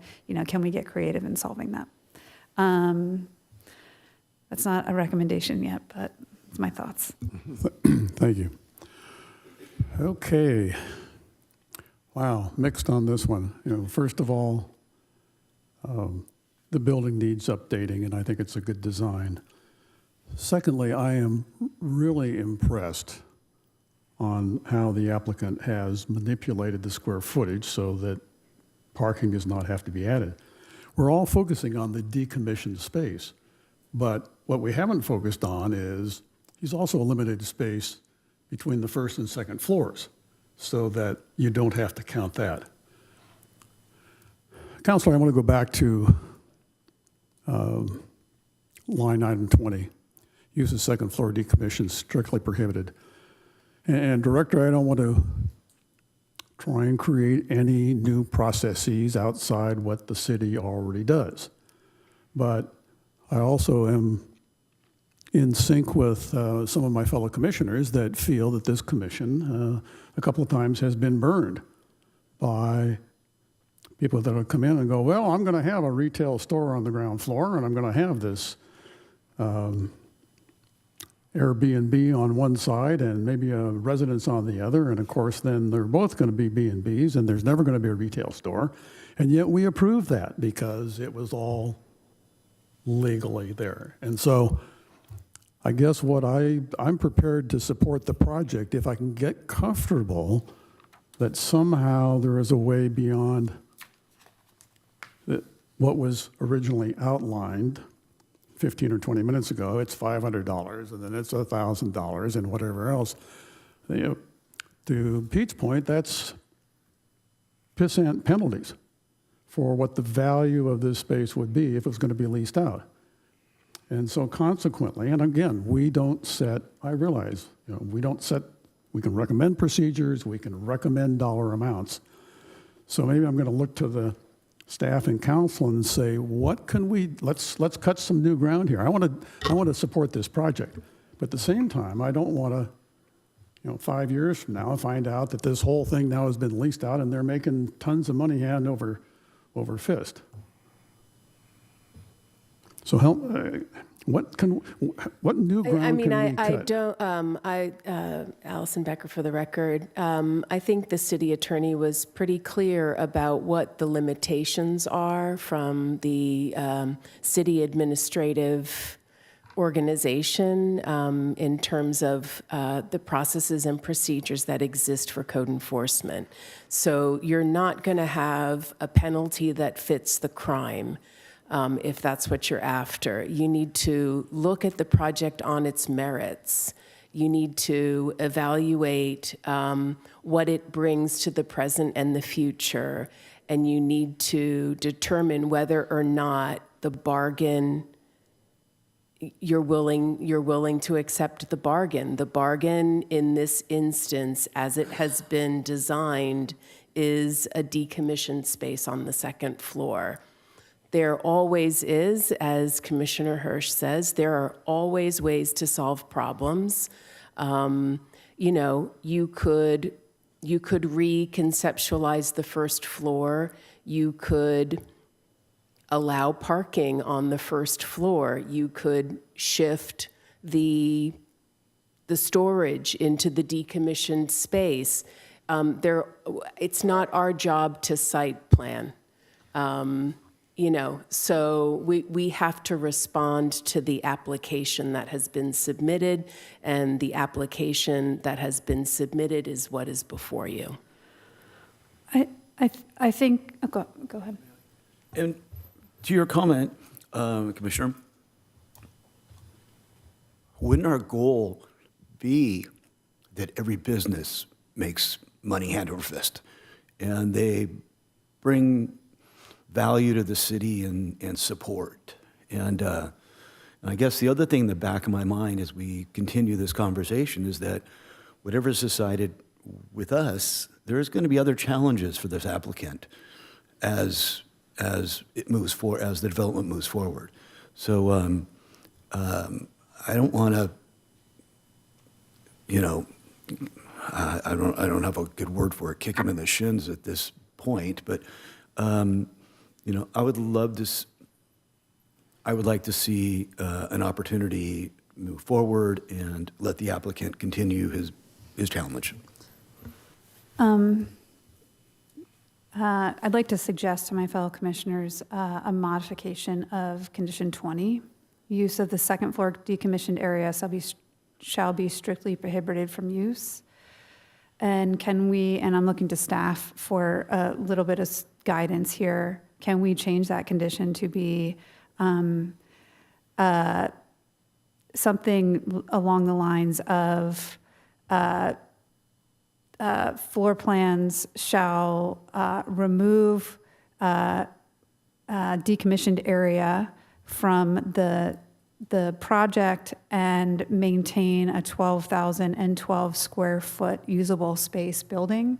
And if the applicant wants to shift around the first floor and, or if they are able to make it a 2-story vaulted space, if they want to take time to get creative here, to eliminate that from the project architecturally, and we're essentially approving the square footage and the volume and the design, is that something that we could do?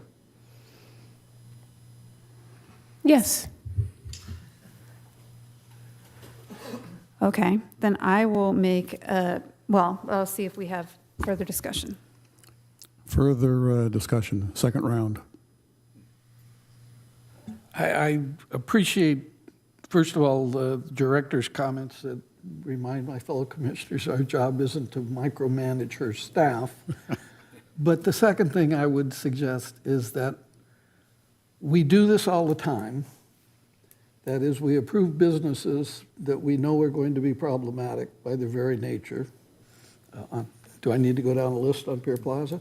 We don't have time. We approve mixed-use projects all the time that we know are going to be abused. What's different about all of them is that they are strictly conforming in every respect to existing laws, or to existing code, and we don't approve them with a special caveat that exempts them from some use of their space, from this kind of, again, correct me if I'm wrong, if anybody can, we've never had this kind of an application before.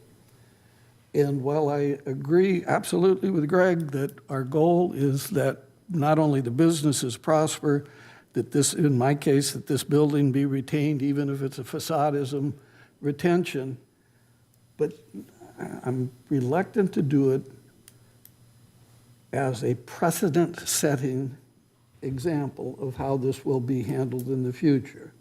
And when I say that, in my mind, I go all the way back to when we approved the pavilion building, and we gave the pavilion building not just an exemption, I won't go into it, but looking back, we made a mistake on that building at the time. I think we learned from that.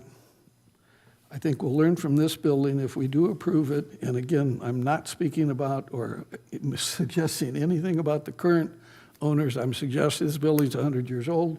50 years from now, we're all gone. There's a new owner, and there's 1,300 square feet of valuable commercial space in downtown Hermosa. I don't know how Mike and I could cut a door in there with a Sawzall and install. We could be using that space in half an hour. Well, Mike would be supervising in 2 hours. But I'm reluctant. But again, if the majority of us are in favor of this with a couple of additional conditions, I'm certainly prepared to live with what I know will be what shall potentially be the consequences. If I might just interject on the question of setting precedent, my understanding, I'm the new one on the block, so I don't have personal experience with this, but my understanding is that this sort of thing has happened before, which is why it was proposed in this case. So you're not setting a precedent. Mean to help me out. I'm 25 years on the planning commission. So the case of Vista, so it's not identical in terms of exactly, but the concept of decommissioned space was utilized for Vista and the expansion. So interior space was to be decommissioned and to enable the outdoor space. So there is, I don't know necessarily if you were on the commission at that time, but there is a precedent for this concept. I stand corrected. A question for Commissioner Hirsch. How does rewriting 20, provision 20, make it any, give us any more comfort than what's there already? It's still, they're either going to, and that might it actually make it harder. It would be easier for an inspector 10 years from now to see that Mike and Pete had used their Sawzall to cut a door, and now it's being used, as opposed to someone having to calculate that they've not violated 12,251 square feet. Well, how about if we write 20 to say, there shall be no decommissioned area allowed at this site, and the plans are approved subject to staff review that permitted drawings equal not more than 12,000 square feet of usable space.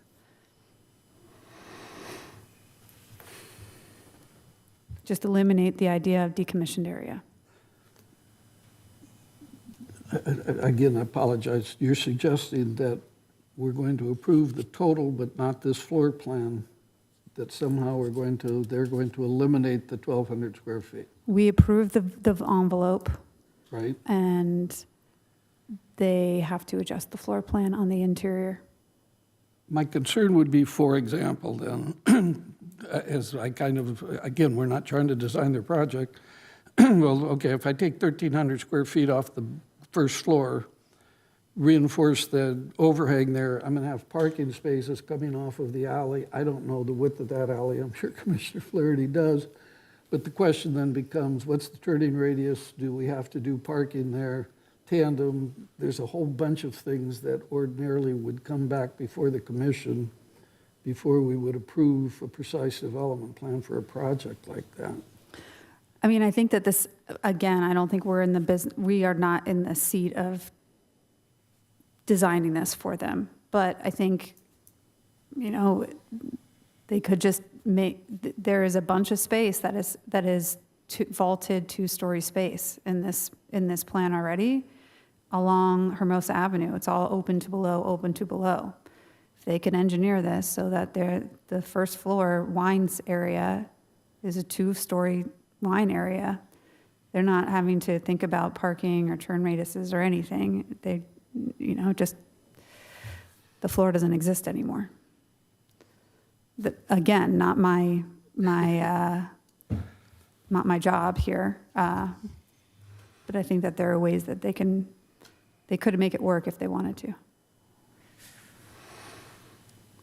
Does Commissioner McNally, Vice Chair, do either of you support Commissioner Hirsch's approach?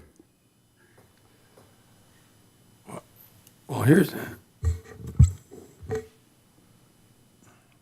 it certainly solves a problem about my concern about a decommissioned area, but we're telling them to redesign the building.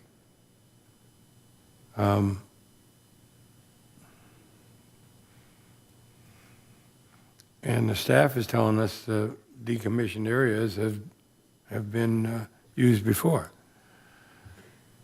So I either have to forget about my concern about decommission or live with the fact I'm telling someone to spend X amount of dollars to redesign. So let me go to the plan again.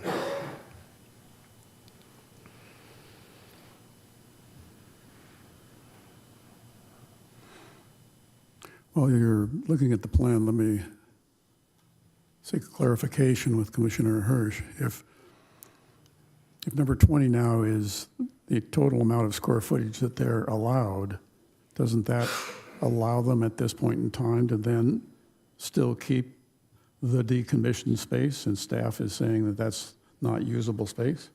I was just saying expressly call out that there shall be no decommissioned area allowed in this building. Mm-hmm. And the square footage is limited to the 12,000 as indicated in the staff report.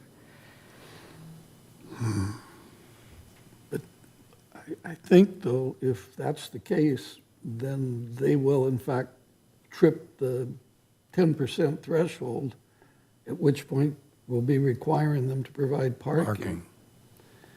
So I'm not sure that Not if they open it to above, not if there are spaces on the first floor that are not considered part of the square footage, right? It's the transformer area, the electrical closet, the trash room, the stairs, the loading area, all of that could technically get bigger to reduce the usable square feet in the building. And staff, correct me if I'm misspeaking here. Okay. well, if the building's 12,000 square feet, as calculated now, and I add 1,300 square feet to it, that's more than, I got an F in calculus, but I'm pretty sure that's more than 10%, in which case they would have to park some percentage of that, or someone help me, but You're correct. At that point, you would have to park the portion above the 10%. okay. And they're parked there is what, 1 for every, or 3 per 1,000, right, in that part of town? But staff, correct me if I'm wrong, the proposed building, not the allowable area, the proposed building area, gross building area is larger than 12,000 square feet right now. Correct. Yes. Not accounting for the areas that have been deducted. Correct. Yeah. But it's only 12,000 because they decommissioned areas. And because they have a loading zone and a transformer area and a trash room and a fire riser room. Which are not calculated in the total. Yes. So you have to find another area that is not calculated. Yeah. Difficult for me to tell people how to spend their money.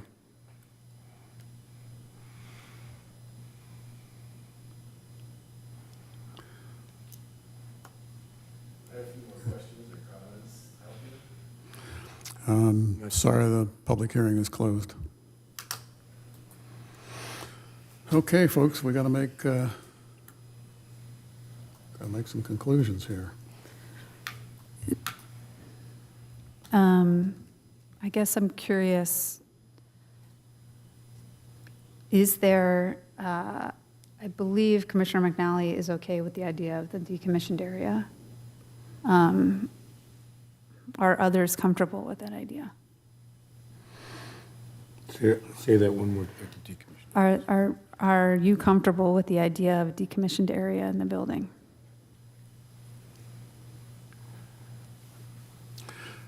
I'm comfortable with the decommissioned area, except for the fact that I'm not comfortable if they violate that, there's no significant penalty.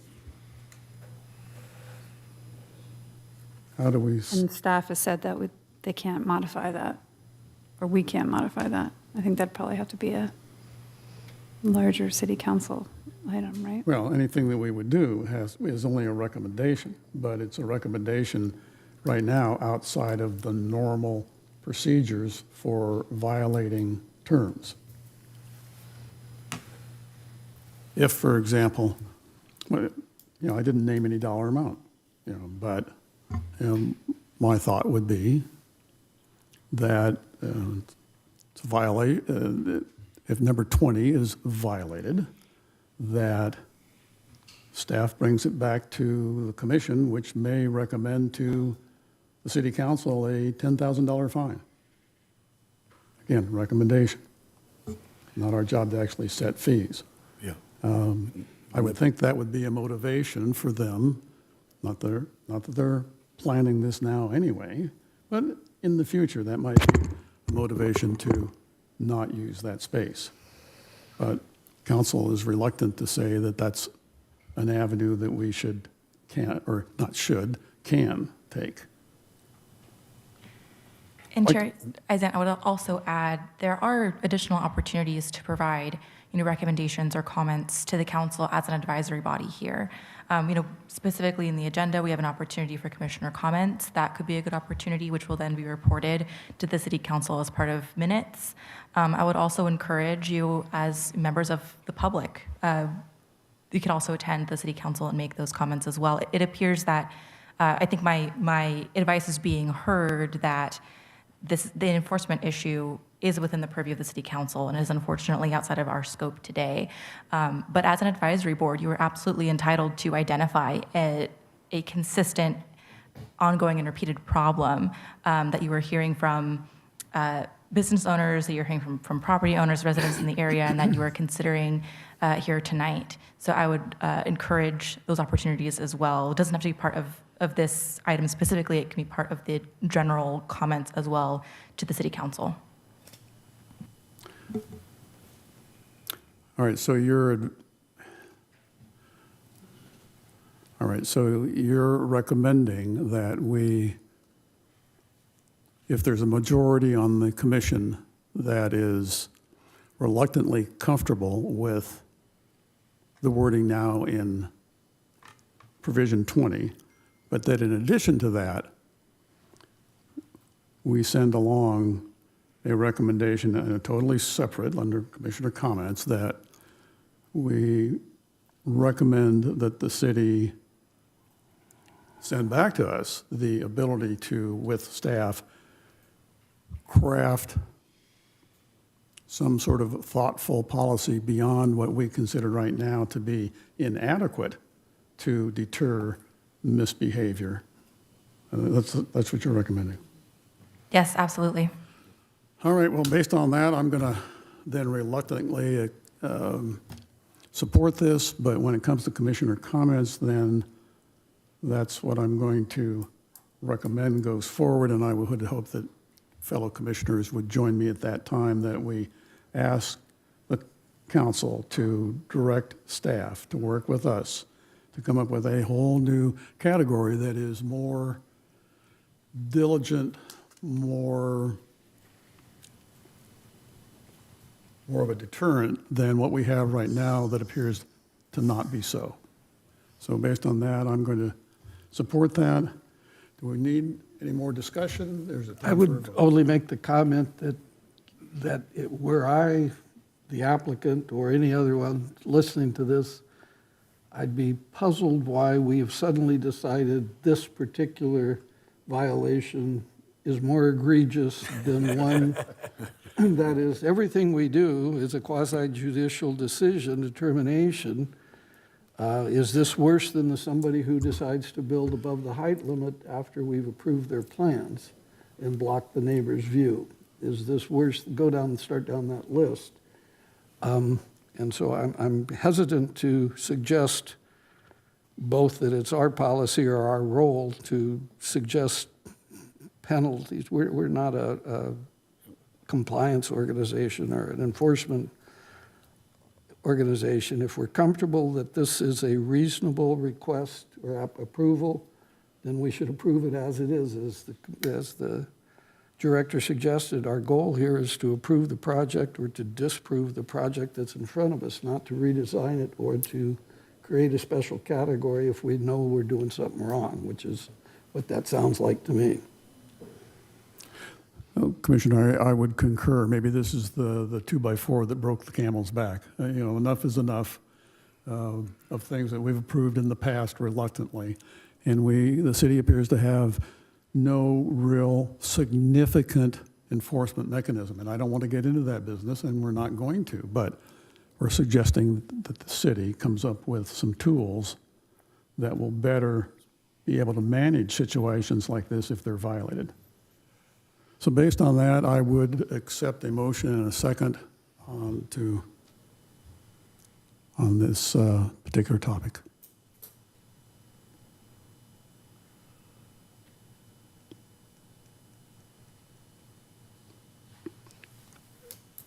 Commissioner Hirsch? Okay. Commissioner McNally? I will move to adopt staff recommendation for this project. As a friendly amendment, can we include the request to allow the concurrent coastal commission submittal? Thank you for the reminder. And yes. Do I have to restate it? Okay. Move staff's recommendation to approve this project with the amendment that they can submit for building permits at risk while they're going through Coastal Commission. Second. Okay, it's been moved and seconded. Any discussion? Call for the vote, please.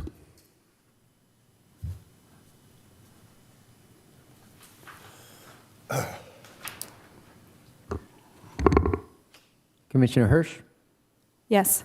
Commissioner McNally, Yes. Commissioner Hoffman, No. Vice Chairperson Flaherty, Yes. Chairperson Izant. Yes. Motion carries. Thank you, Commissioners. We're moving now along to 8D, the zone text amendment, amending Hermosa Beach Municipal Code 17.08.020 pertaining to home occupations. May we have a staff report, please? We have a guest from the city manager's office. Take it away, Leo. Thank you very much. Good evening, commissioners, Chairperson Azant, and fellow commissioners. Just waiting for the PowerPoint to be up there for us.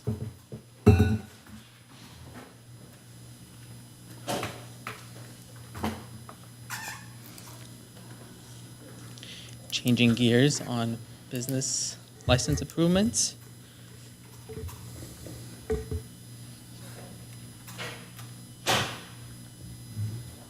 There you go.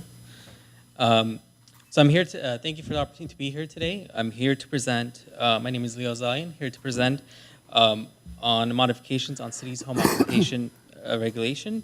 This update's focused on simplifying the process and aligning our strategic goals around operational efficiency, customer service, and supporting business-friendly environment here in Hermosa Beach. Next slide, please. Over the past several months, staff evaluated our existing business license workflow. That review identified several opportunities to streamline and process and remove outdated requirements. As you know, the business license is primarily governed by the Hermosa Beach Chapter 5.04 and Chapter 17.08.20, which outline requirements particularly on the home occupation.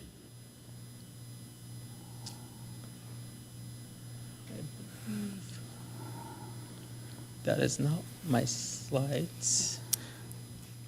Is that C? 8C? The other one. There you go. There we go. That's it.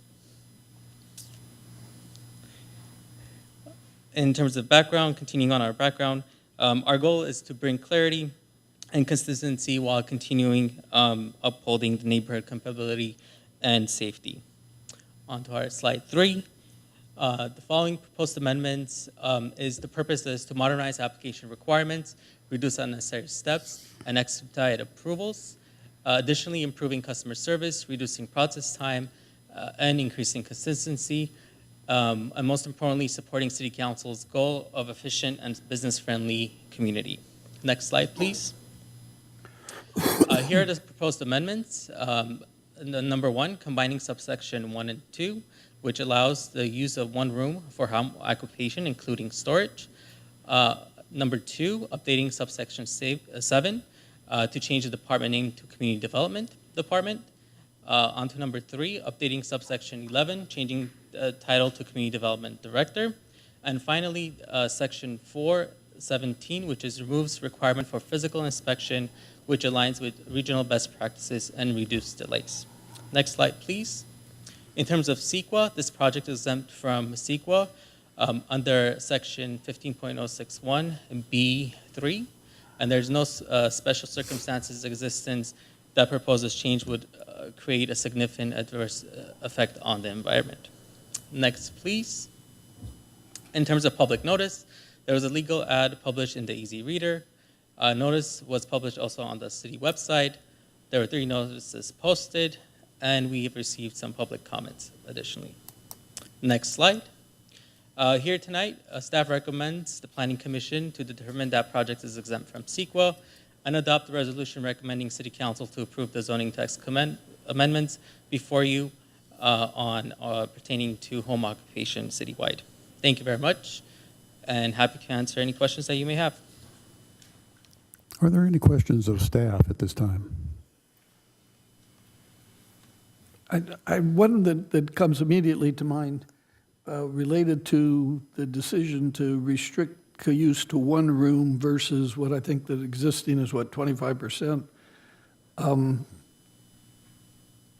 Expedience for, I'm not sure the benefit of that or the intent of that. If I've got a home office, for example, but also have a third unused bedroom in the closet, I've got reams of paper or whatever in storage. I'm just trying to anticipate or, in other words, at some point, if it's a quarter of the square footage, no matter how it's calculated, we've preserved the primary residential character, right? Correct. As you may know, our code is very outdated. So, looking at best practices from neighboring cities, that's something that was suggested to only to use one set of rooms for in the occupation, and that's what we propose to have in our code.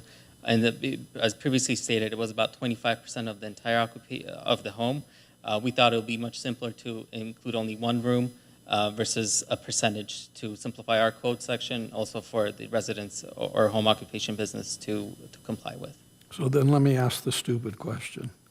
So it's a studio apartment. In other words, now there's only one room. You see what we've done? Now we've got a place that's 100% commercial. That's a great question. Yeah, I think I'll just I appreciate the technical question. I think that for practical purposes, what we were trying to do is recognize that the business license process is intended to be a simple, straightforward, easy to use process that lay people can understand, right? And in looking at the zoning code related to home occupations, you all may know better, but it seems like, the vast majority of this section of the code is in its original form, meaning that whenever it was adopted as home occupations were just beginning to become an issue, what was first in class in the 1980s, we'll say, is still essentially what we're working with. And yet, the world has changed, and a lot of people sit at a laptop at home and run a business. And so we were more kind of trying to get at ease of understanding and saying, one room in your house is an appropriate kind of application of this, instead of we need you to prepare a site plan and demonstrate that you're not using more than 25%. And again, I guess, Steve, okay, so I've got the classic condo, the third floor is a quote-unquote great room. It's the entire floor, and my desk is in the corner of more than half of my, So in that I appreciate case, what you're saying, trying to streamline the process. we're looking to be consistent with how our neighboring jurisdictions are doing business. Okay.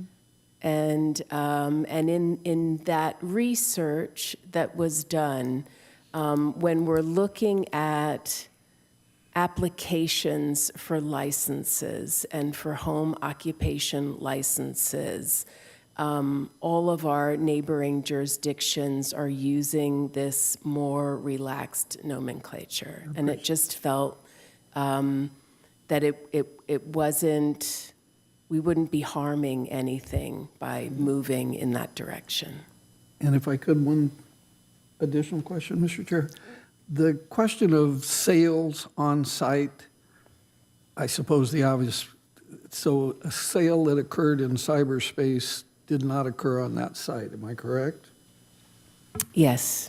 So that question about the way 90% of commerce is done now is really not affected by this, okay. Thank you, Mr. Chair. Other questions of staff? Okay, thank you. This is technically a public hearing. So I'm declaring it open. I see no one in chambers. Is there anyone online?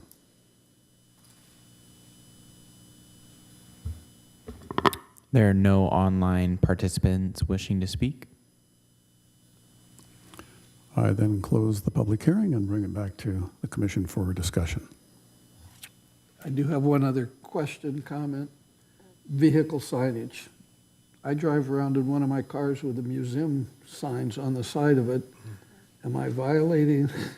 I don't have a home business, but I'm wondering, are we creating an unrealistic situation in which people wrap their cars or wrap their windows or all kinds of different things now as it's their primary vehicle, but it's also got a wrap on it that's advertising what their business is? Are we trying to preclude that or not? I mean, I assume we are trying to preclude that. Do we really intend to? Well, that's an existing code section. If you'd like to propose that it be struck, you're welcome to do that.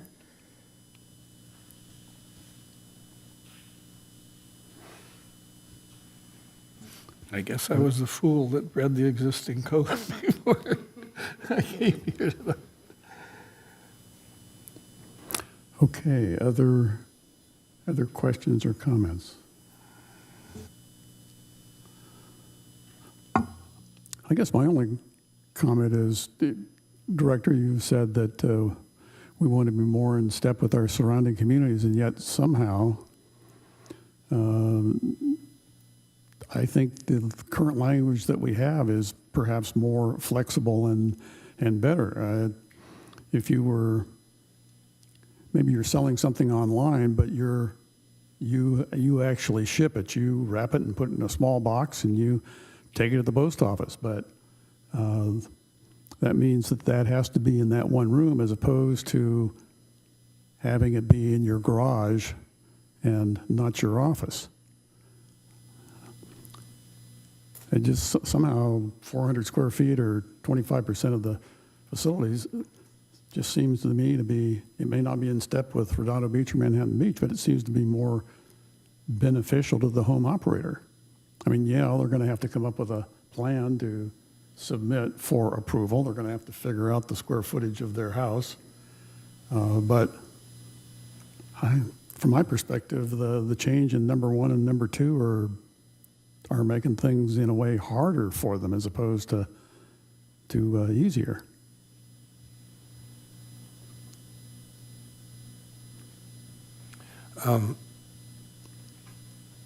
Mr. Chair? Vice Chair? Just out of curiosity, how many permits do we issue for this occupation, home occupation? Thank you for your question. Since July, we have 240 applications received, business for home occupations.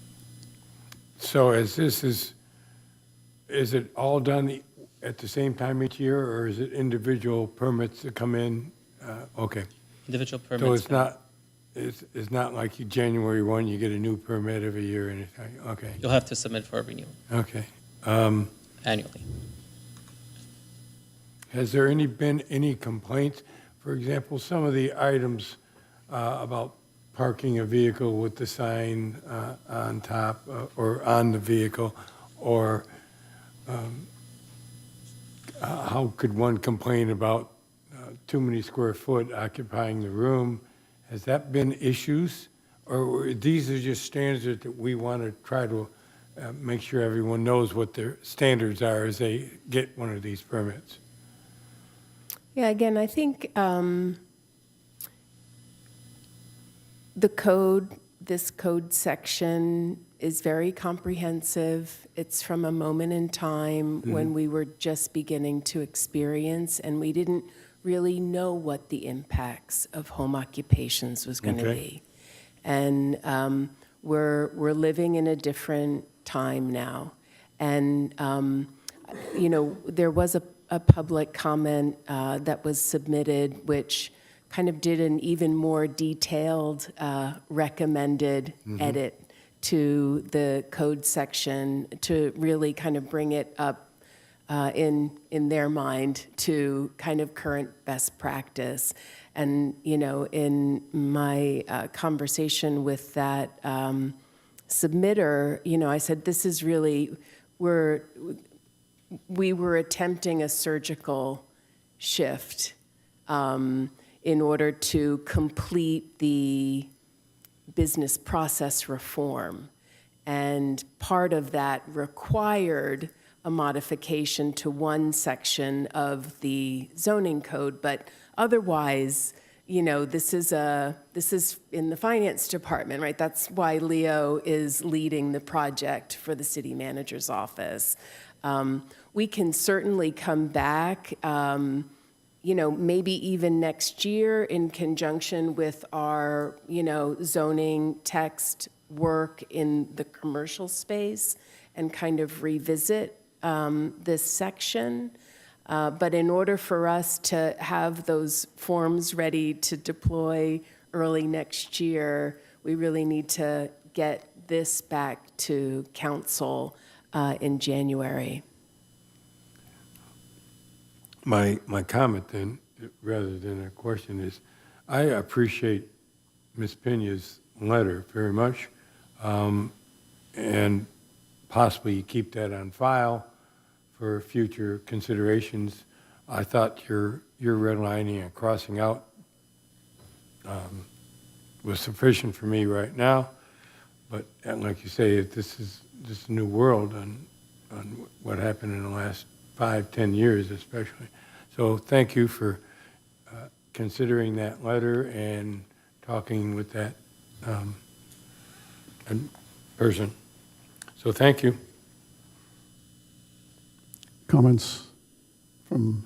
Other comments from my fellow commissioners? I've got a question about number 11. The Planning Commission may temporarily waive such requirements. Is that going to require a public hearing?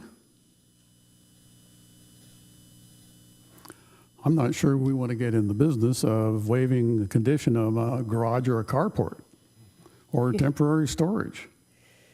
Again, another good catch if you really start looking at things. That's existing language from, when it started. Clearly, it hasn't been an issue because it hasn't come before you before. But that might be a code section that should be modified or maybe isn't even necessary.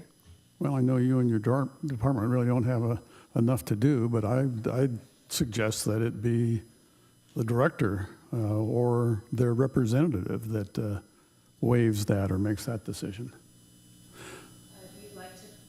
If you'd like to propose that as a surgical change, we'd be happy to add that to the recommendation. I'm going to propose that as a surgical change.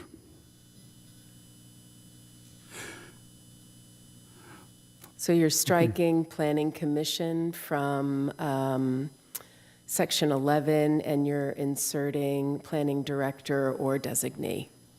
Correct. Thank you. We should be inserting Community Development Director. Because Thank you. Struck the Planning Director everywhere. All right. Well, we may be close to a motion here. I have to say, I think it's a step backwards in limiting to say that it's restricted to one room. I think it's much more flexible for no more than 400 square feet or 25%. And I don't know if a majority of my fellow commissioners would agree, but I would not change the proposed language. I would leave it as it is. That if there is a consensus with that, I'm supportive of that. I don't want to go too sideways on us here, but I'm just kind of thinking through this. What constitutes a home-based business? If I'm a consultant and I go to Java Man, am I a home-based business? Because when I do my consulting, I don't do it from my house. I normally do it, from a coffee shop or, a friend's office. Well, but in our fine city, you could if you wanted to. Yeah?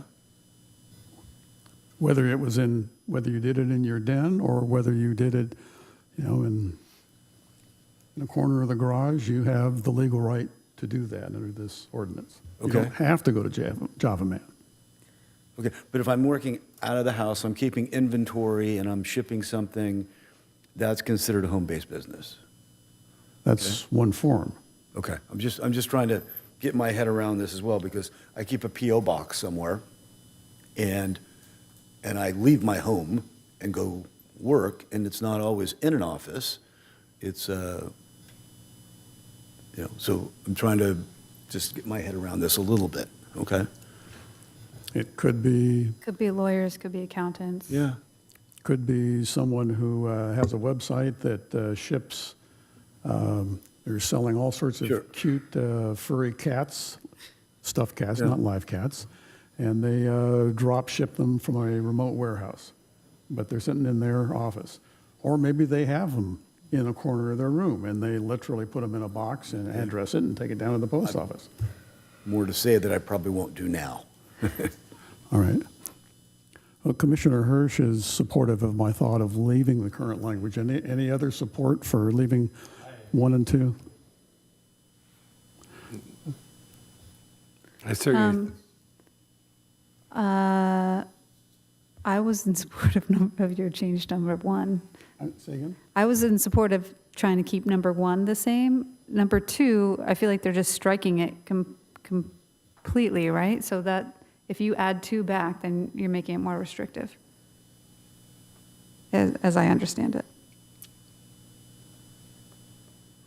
Well, 1 doesn't one by itself doesn't address I see. inventory. You're right. Okay, 1 and 2, I'm supportive of that. Okay.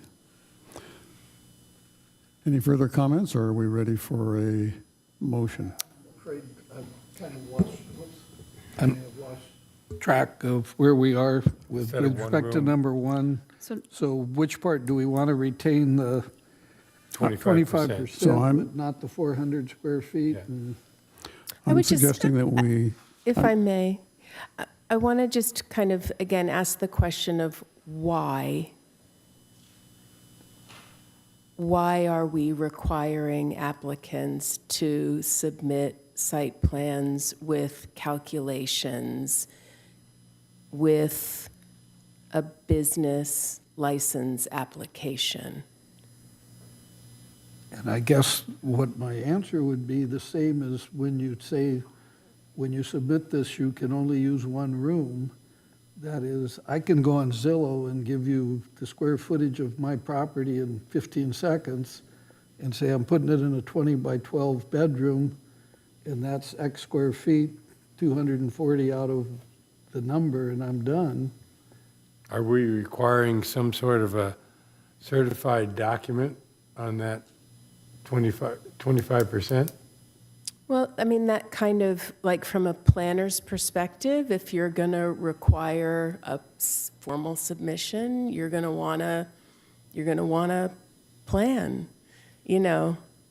So what do we submit to show which room we're using? What room are you using? You know, it kind of is getting more into a little bit more into the weeds. And that was kind of what we were trying to get away from, was being so in the weeds. I mean, is there a solution to eliminate that question and just make it a condition and a requirement of home occupation on the application? Do you need this document of how much you're using in your house for the business license? Is that what we're getting at here? So you don't have to submit Secretary of State, you don't have to do your LLC documents, you don't have to do any of that. You just need to show what we're doing so you can get the city's business license, correct? Okay, I'm just wrapping my head around this. Thank you. Because this is a little bit of my world that I'm need to understand. Thank you. well, Thank you. to build on Commissioner Hoffman's point, can't this submission, I mean, we're not actually requiring a scale drawing now, are we? Can't we just allow them to do this via text? I have a 2,500 square foot house. I'm going to use my bedroom, which is 375 square feet, and 50 square feet in my garage for storage. And it's all text. There's no drawing. That's not how it had been done in the past. Conceptually, of course, it could be done that way. I think our goal is to make it less restrictive and not more restrictive, and it sounds like maybe the way the application is currently written is more complicated, which goes back to the special event permit application discussion that we had a year ago. Is there a way to just simplify it on the staff review side and the application side for the operator so that we can achieve our goal of giving them more flexibility in terms of home occupation? Yes.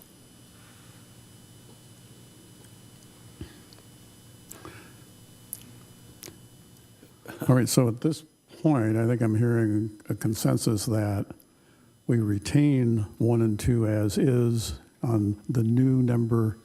I guess it wouldn't be the new number 11 any longer. It would be the 12. It would be the old 12 that we delete Planning Commission and add Community Development Director. And maybe just as a note, the application be simplified, not requiring any kind of a drawing, but just an attestation that I have a 2,750 square foot house and I'm using a room that's 375 square feet, and that's all in text. Bless you. All right, can I get a motion? I move staff recommendations with reversing number 1 and number 2 back to the original format. Can I second with a friendly amendment that includes modifying original condition 12 to strike Planning Commission and add Community Development Director as the overseeing person to review parking space exceptions?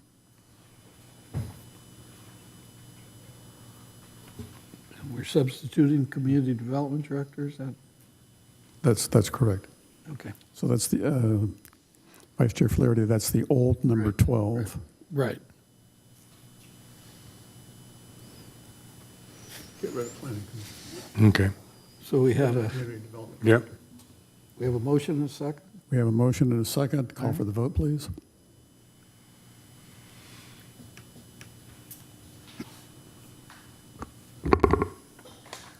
Commissioner Hirsch, Yes. Commissioner McNally, Yes. Commissioner Hoffman, Yes? Vice Chairperson Flaherty, Yes. Chairperson Izant. Yes. Motion carries. Thank you. Moving along to 8C, a zone text amendment, amending various sections of Title 17 of the Hermosa Beach Municipal Code section pertaining to appeal periods and the transmission of the Planning Commission decisions to the City Council. Staff report, please. Good evening, Chair Hazant, members of the Planning Commission, Alexis Oropeza, Planning Manager.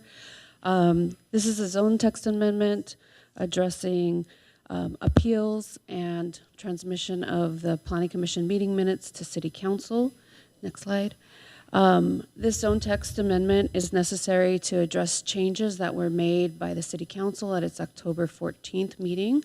And City Council amended Municipal Code Section 2.52.040, which establishes the City Council review process of Planning Commission decisions.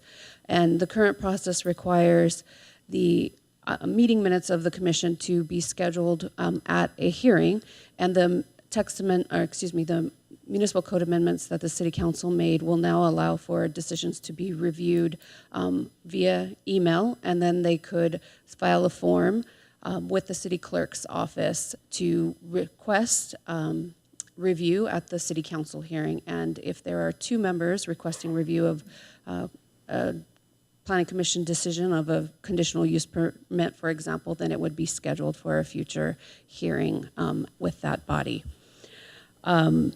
So if I can go to the next slide. So because of those changes, there's corresponding changes that need to be made in Title 17, the zoning code, to match up with the Title II changes and the intent that was behind the changes in the Title II. So these changes include standardizing the appeal period for Planning Commission reviews to 15 days, and this would allow for the City Council review period. They could call it up within 15 days, and for the public's appeal period to run concurrently. Additionally, the zone text amendment eliminates references to the process that I just described, whereby the Planning Commission meeting minutes were transferred to, transmitted to the City Council at a hearing. So those would be eliminated. And then additionally, the zone text amendment includes a few cleanup items, a reference to the Board of Zoning Appeals, which is now defunct. We're recommending that be changed, and then a couple of typos as well. Next slide. So then, I'm sorry if I can have you go back. The Title II amendments, I'm sorry, you're right. Next slide. So then the Title II amendments are intended to facilitate the City Council review, as I mentioned, to run concurrently. It also improves the process in terms of transparency for the public, as the process as it existed prior to this could vary greatly. So it improves the predictability, which is consistent with the intent of the governance element goals to create a process that's knowable and predictable for the public and applicants. So these recommended changes could create consistency in the appeal and timeframes as mentioned. The proposed ordinance, next slide, was evaluated in accordance with CEQA and is exempt as a common sense exemption pursuant to section 15061.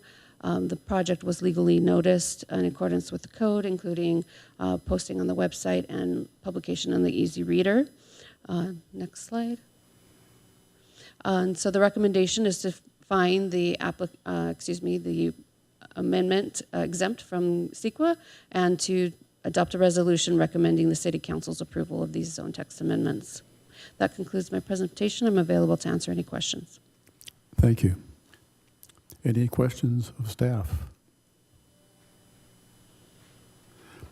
Okay, thank you very much. Seeing no one in the chambers, I do open the public hearing. Is there anyone online? There are no online participants wishing to speak. Thank you. I close the public hearing. Okay. Comments, observations, motions? I'm only smirking because every time I see common sense and CEQA in the same sentence, I start to laugh. I move staff recommendation. These are strictly procedural changes that I think will have no effective impact on the public. We're applicants in front of us. Second. Been moved and seconded. If there aren't any comments, call for the vote, please. I apologize for my outburst. I was thinking the same thing. Call for the vote. Commissioner Hirsch, Yes. Commissioner McNally, Yes. Commissioner Hoffman, Yes. Vice Chairperson Flaherty, Yes. Chairperson Izant. Yes. Motion carries unanimously. Thank you. Number 9, Community Development Director Report. Thank you so much. Really appreciate your accommodation on time today. After a long meeting, we'll be adjourning hopefully by 8 o'clock, making sure you have plenty of time to get down to your favorite watering hole before they close. Wanted to thank you all for a very productive year and really look forward to next year working with you all on a lot of important zoning code updates. So attached to the agenda is the proposed meeting schedule for the Planning Commission next year. You'll notice that we are continuing to meet on the third Tuesday of every month. We are going to be adjusting the time to 5 p.m. And again, I thank you all for your accommodation there. Given how this has run this evening, I'm anticipating more of these, but this will help us both leave at a reasonable hour and then get to work at a reasonable hour the following day. So I really do appreciate your support of staff as we try and process a lot of things that have been on our pending list. Have a very happy holiday, and that's what I got. Thank you, Director. Okay, Planning Commission comments, requests for possible future agenda items, questions, and so on. Do any of my fellow commissioners have comments? Yes, I did. Vice Chair. I did have a brief conversation with our director regarding if there's a situation where I think I wanted to readdress a subject matter that has been completed by this commission and moving forward to the council, is there a redress? I mean, the council sometimes has the ability with 2 votes to hear an object or hear a situation or subject matter. Do we have redress? Can I recall the item and bring it back to us before it goes to council? So that's my question. And If you can answer tonight, thank you. Madam City Attorney. Yeah, the director is kicking that over to me. Thank you for your question, Vice Chair.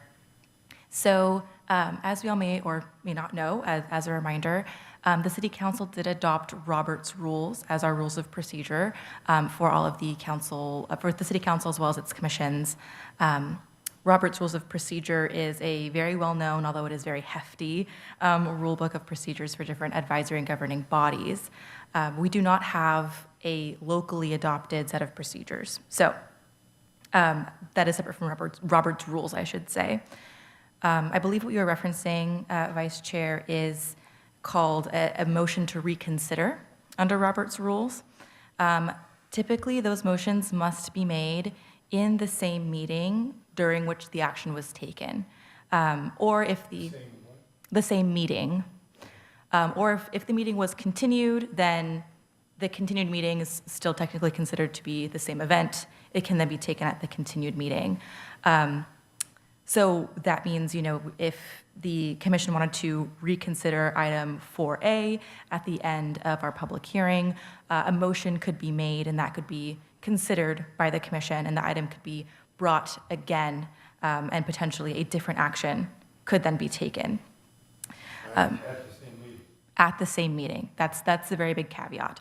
Robert's Rules is very big on finality of an action, and when an action is considered to essentially be done and dusted or closed for different reasons, including due process. This also has a bit of a Brown Act and a due process concern when we were talking about quasi-legislative items. So those would be our CUPs, our PDPs, or other conditional or discretionary approvals. Legislative items are a little bit different because they don't always have those same due process concerns.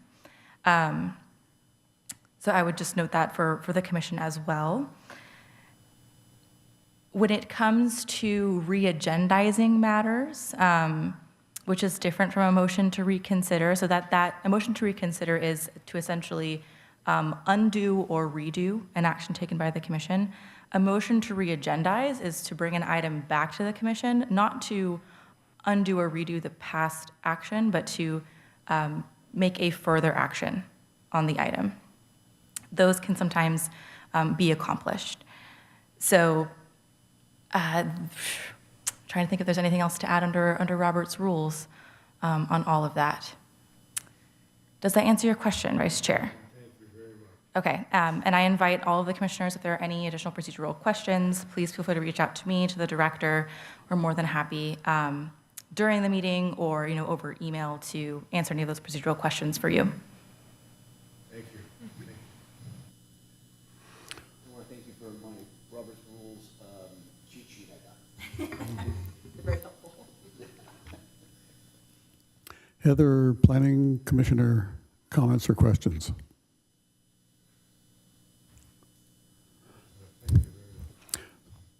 So I don't know if it's appropriate at this time or whether it would fall under future agenda items or straddle the two, but with your recommendation about separating my concern and that we have inadequate penalties for violators of either conditional use permits or precise development plans, I don't know if I can get a majority of the commission, and I'm not quite sure of the wording, but my recommendation to the City Council is that the commission believes that in certain situations, the penalties for the crime are inadequate.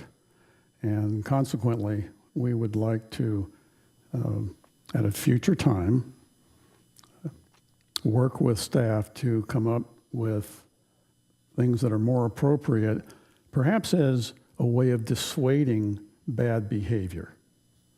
And bad behavior in the particular thing here would be 10 years from now, Pete sneaks in with a saber saw and cuts a hole and starts using that decommissioned space.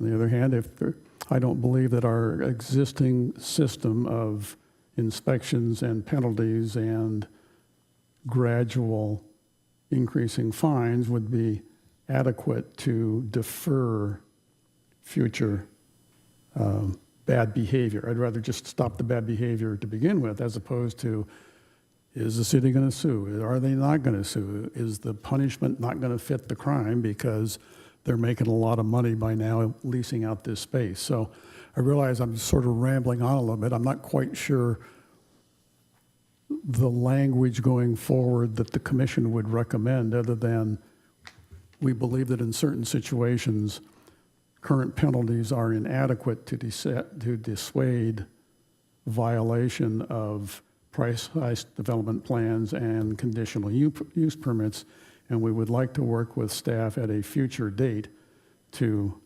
come up with a new set of procedures and penalties. I'd be right with you up until the very last sentence. It's not our responsibility or role to look at penalties and prices and all of that. No, well, I would be perfectly comfortable suggesting the commission believes that the council should conduct such a review, or the city manager, but let me clarify. I don't mean for us to get in the business of making a judgment that a penalty should happen. What I'm saying is that the city departments that levy these fines, if there is a fine, have inadequate tools. I'm recommending that city council give the folks that normally make those decisions more tools, more firepower. Absolutely, I do not want us to get into that business. I hope that clarifies where I'm trying to go on this. I just believe that current city procedures and fines are inadequate to dissuade, in certain situations, folks from violating CUPs and precise development plans. But no, the commission should not be getting into this. All right. So does that? I think and of course, that is now part of the record of this meeting. The consensus seems to be that we all agree with you, and council now has that direction. Yeah. I agree. When I heard those fines, under certain circumstances, would just consider those operating costs and just pay them and not worry about it. So I do believe there needs to be a review of it is all. And once again, I don't believe that's our role, but it needs to be looked at. I guess I would ask staff, is it appropriate if you guys take a whack at some language and let me take a quick look at it to see if it reflects the commission's intent? How do these things work? I don't want to tread on things I shouldn't be treading on, but I do want something to go forward. The commission wants something to go forward to city council. Yeah, absolutely, Chair. I'm not sure if a motion is the most appropriate manner to get that message forward. I think staff can craft the minutes if we want to document that there is a consensus, if there is truly a consensus on this, that we document, the Planning Commission discussed, led by Chair Zant, discussed current insufficient enforcement mechanisms to deter, prevent, and enforce violations of our building code and our municipal code as it pertains to these certain concerns, and recommends that the city council revisit, consider adopting additional enforcement mechanisms. I might have simply rambled and not provided any additional clarity there. But my point is, I don't believe that a motion is necessary, that we can craft the minutes in a way that communicates that sufficiently. I would be satisfied with that. Okay, I see a nodding of heads, consensus. Next agenda item, future agenda. Please.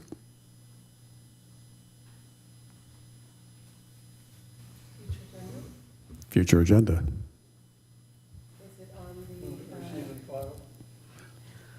I just have a quick question on that. On the future agenda, we're bringing back ADUs and JADUs, and just want to flag that I think in the recent past, we have already approved zone text changes to that. So that's coming back to us again with more additional changes? It's being kicked to me again, Commissioner Hirsch. That is correct. These zone text amendments reflect changes in state law, which took effect a few months ago, earlier this year. As we all know, the state loves to amend its ADU and JADU regulations on an almost yearly basis, and that's what we're coming up again now in 2026. So we will be providing to you for your deliberation and recommendations amendments to our current code which reflect changes in state law. Okay. Thanks for the clarification. I'll move to receive and file. Moved and seconded. Call for the vote. Commissioner Hirsch, Yes. Commissioner McNally, Commissioner Hoffman, Yes? Vice Chairperson Flaherty, Yes. Chairperson Izant. Yes. Motion carries unanimously. Okay. Shall we move and second to adjourn? All in favor, say aye. Aye. Aye. Thank you very much.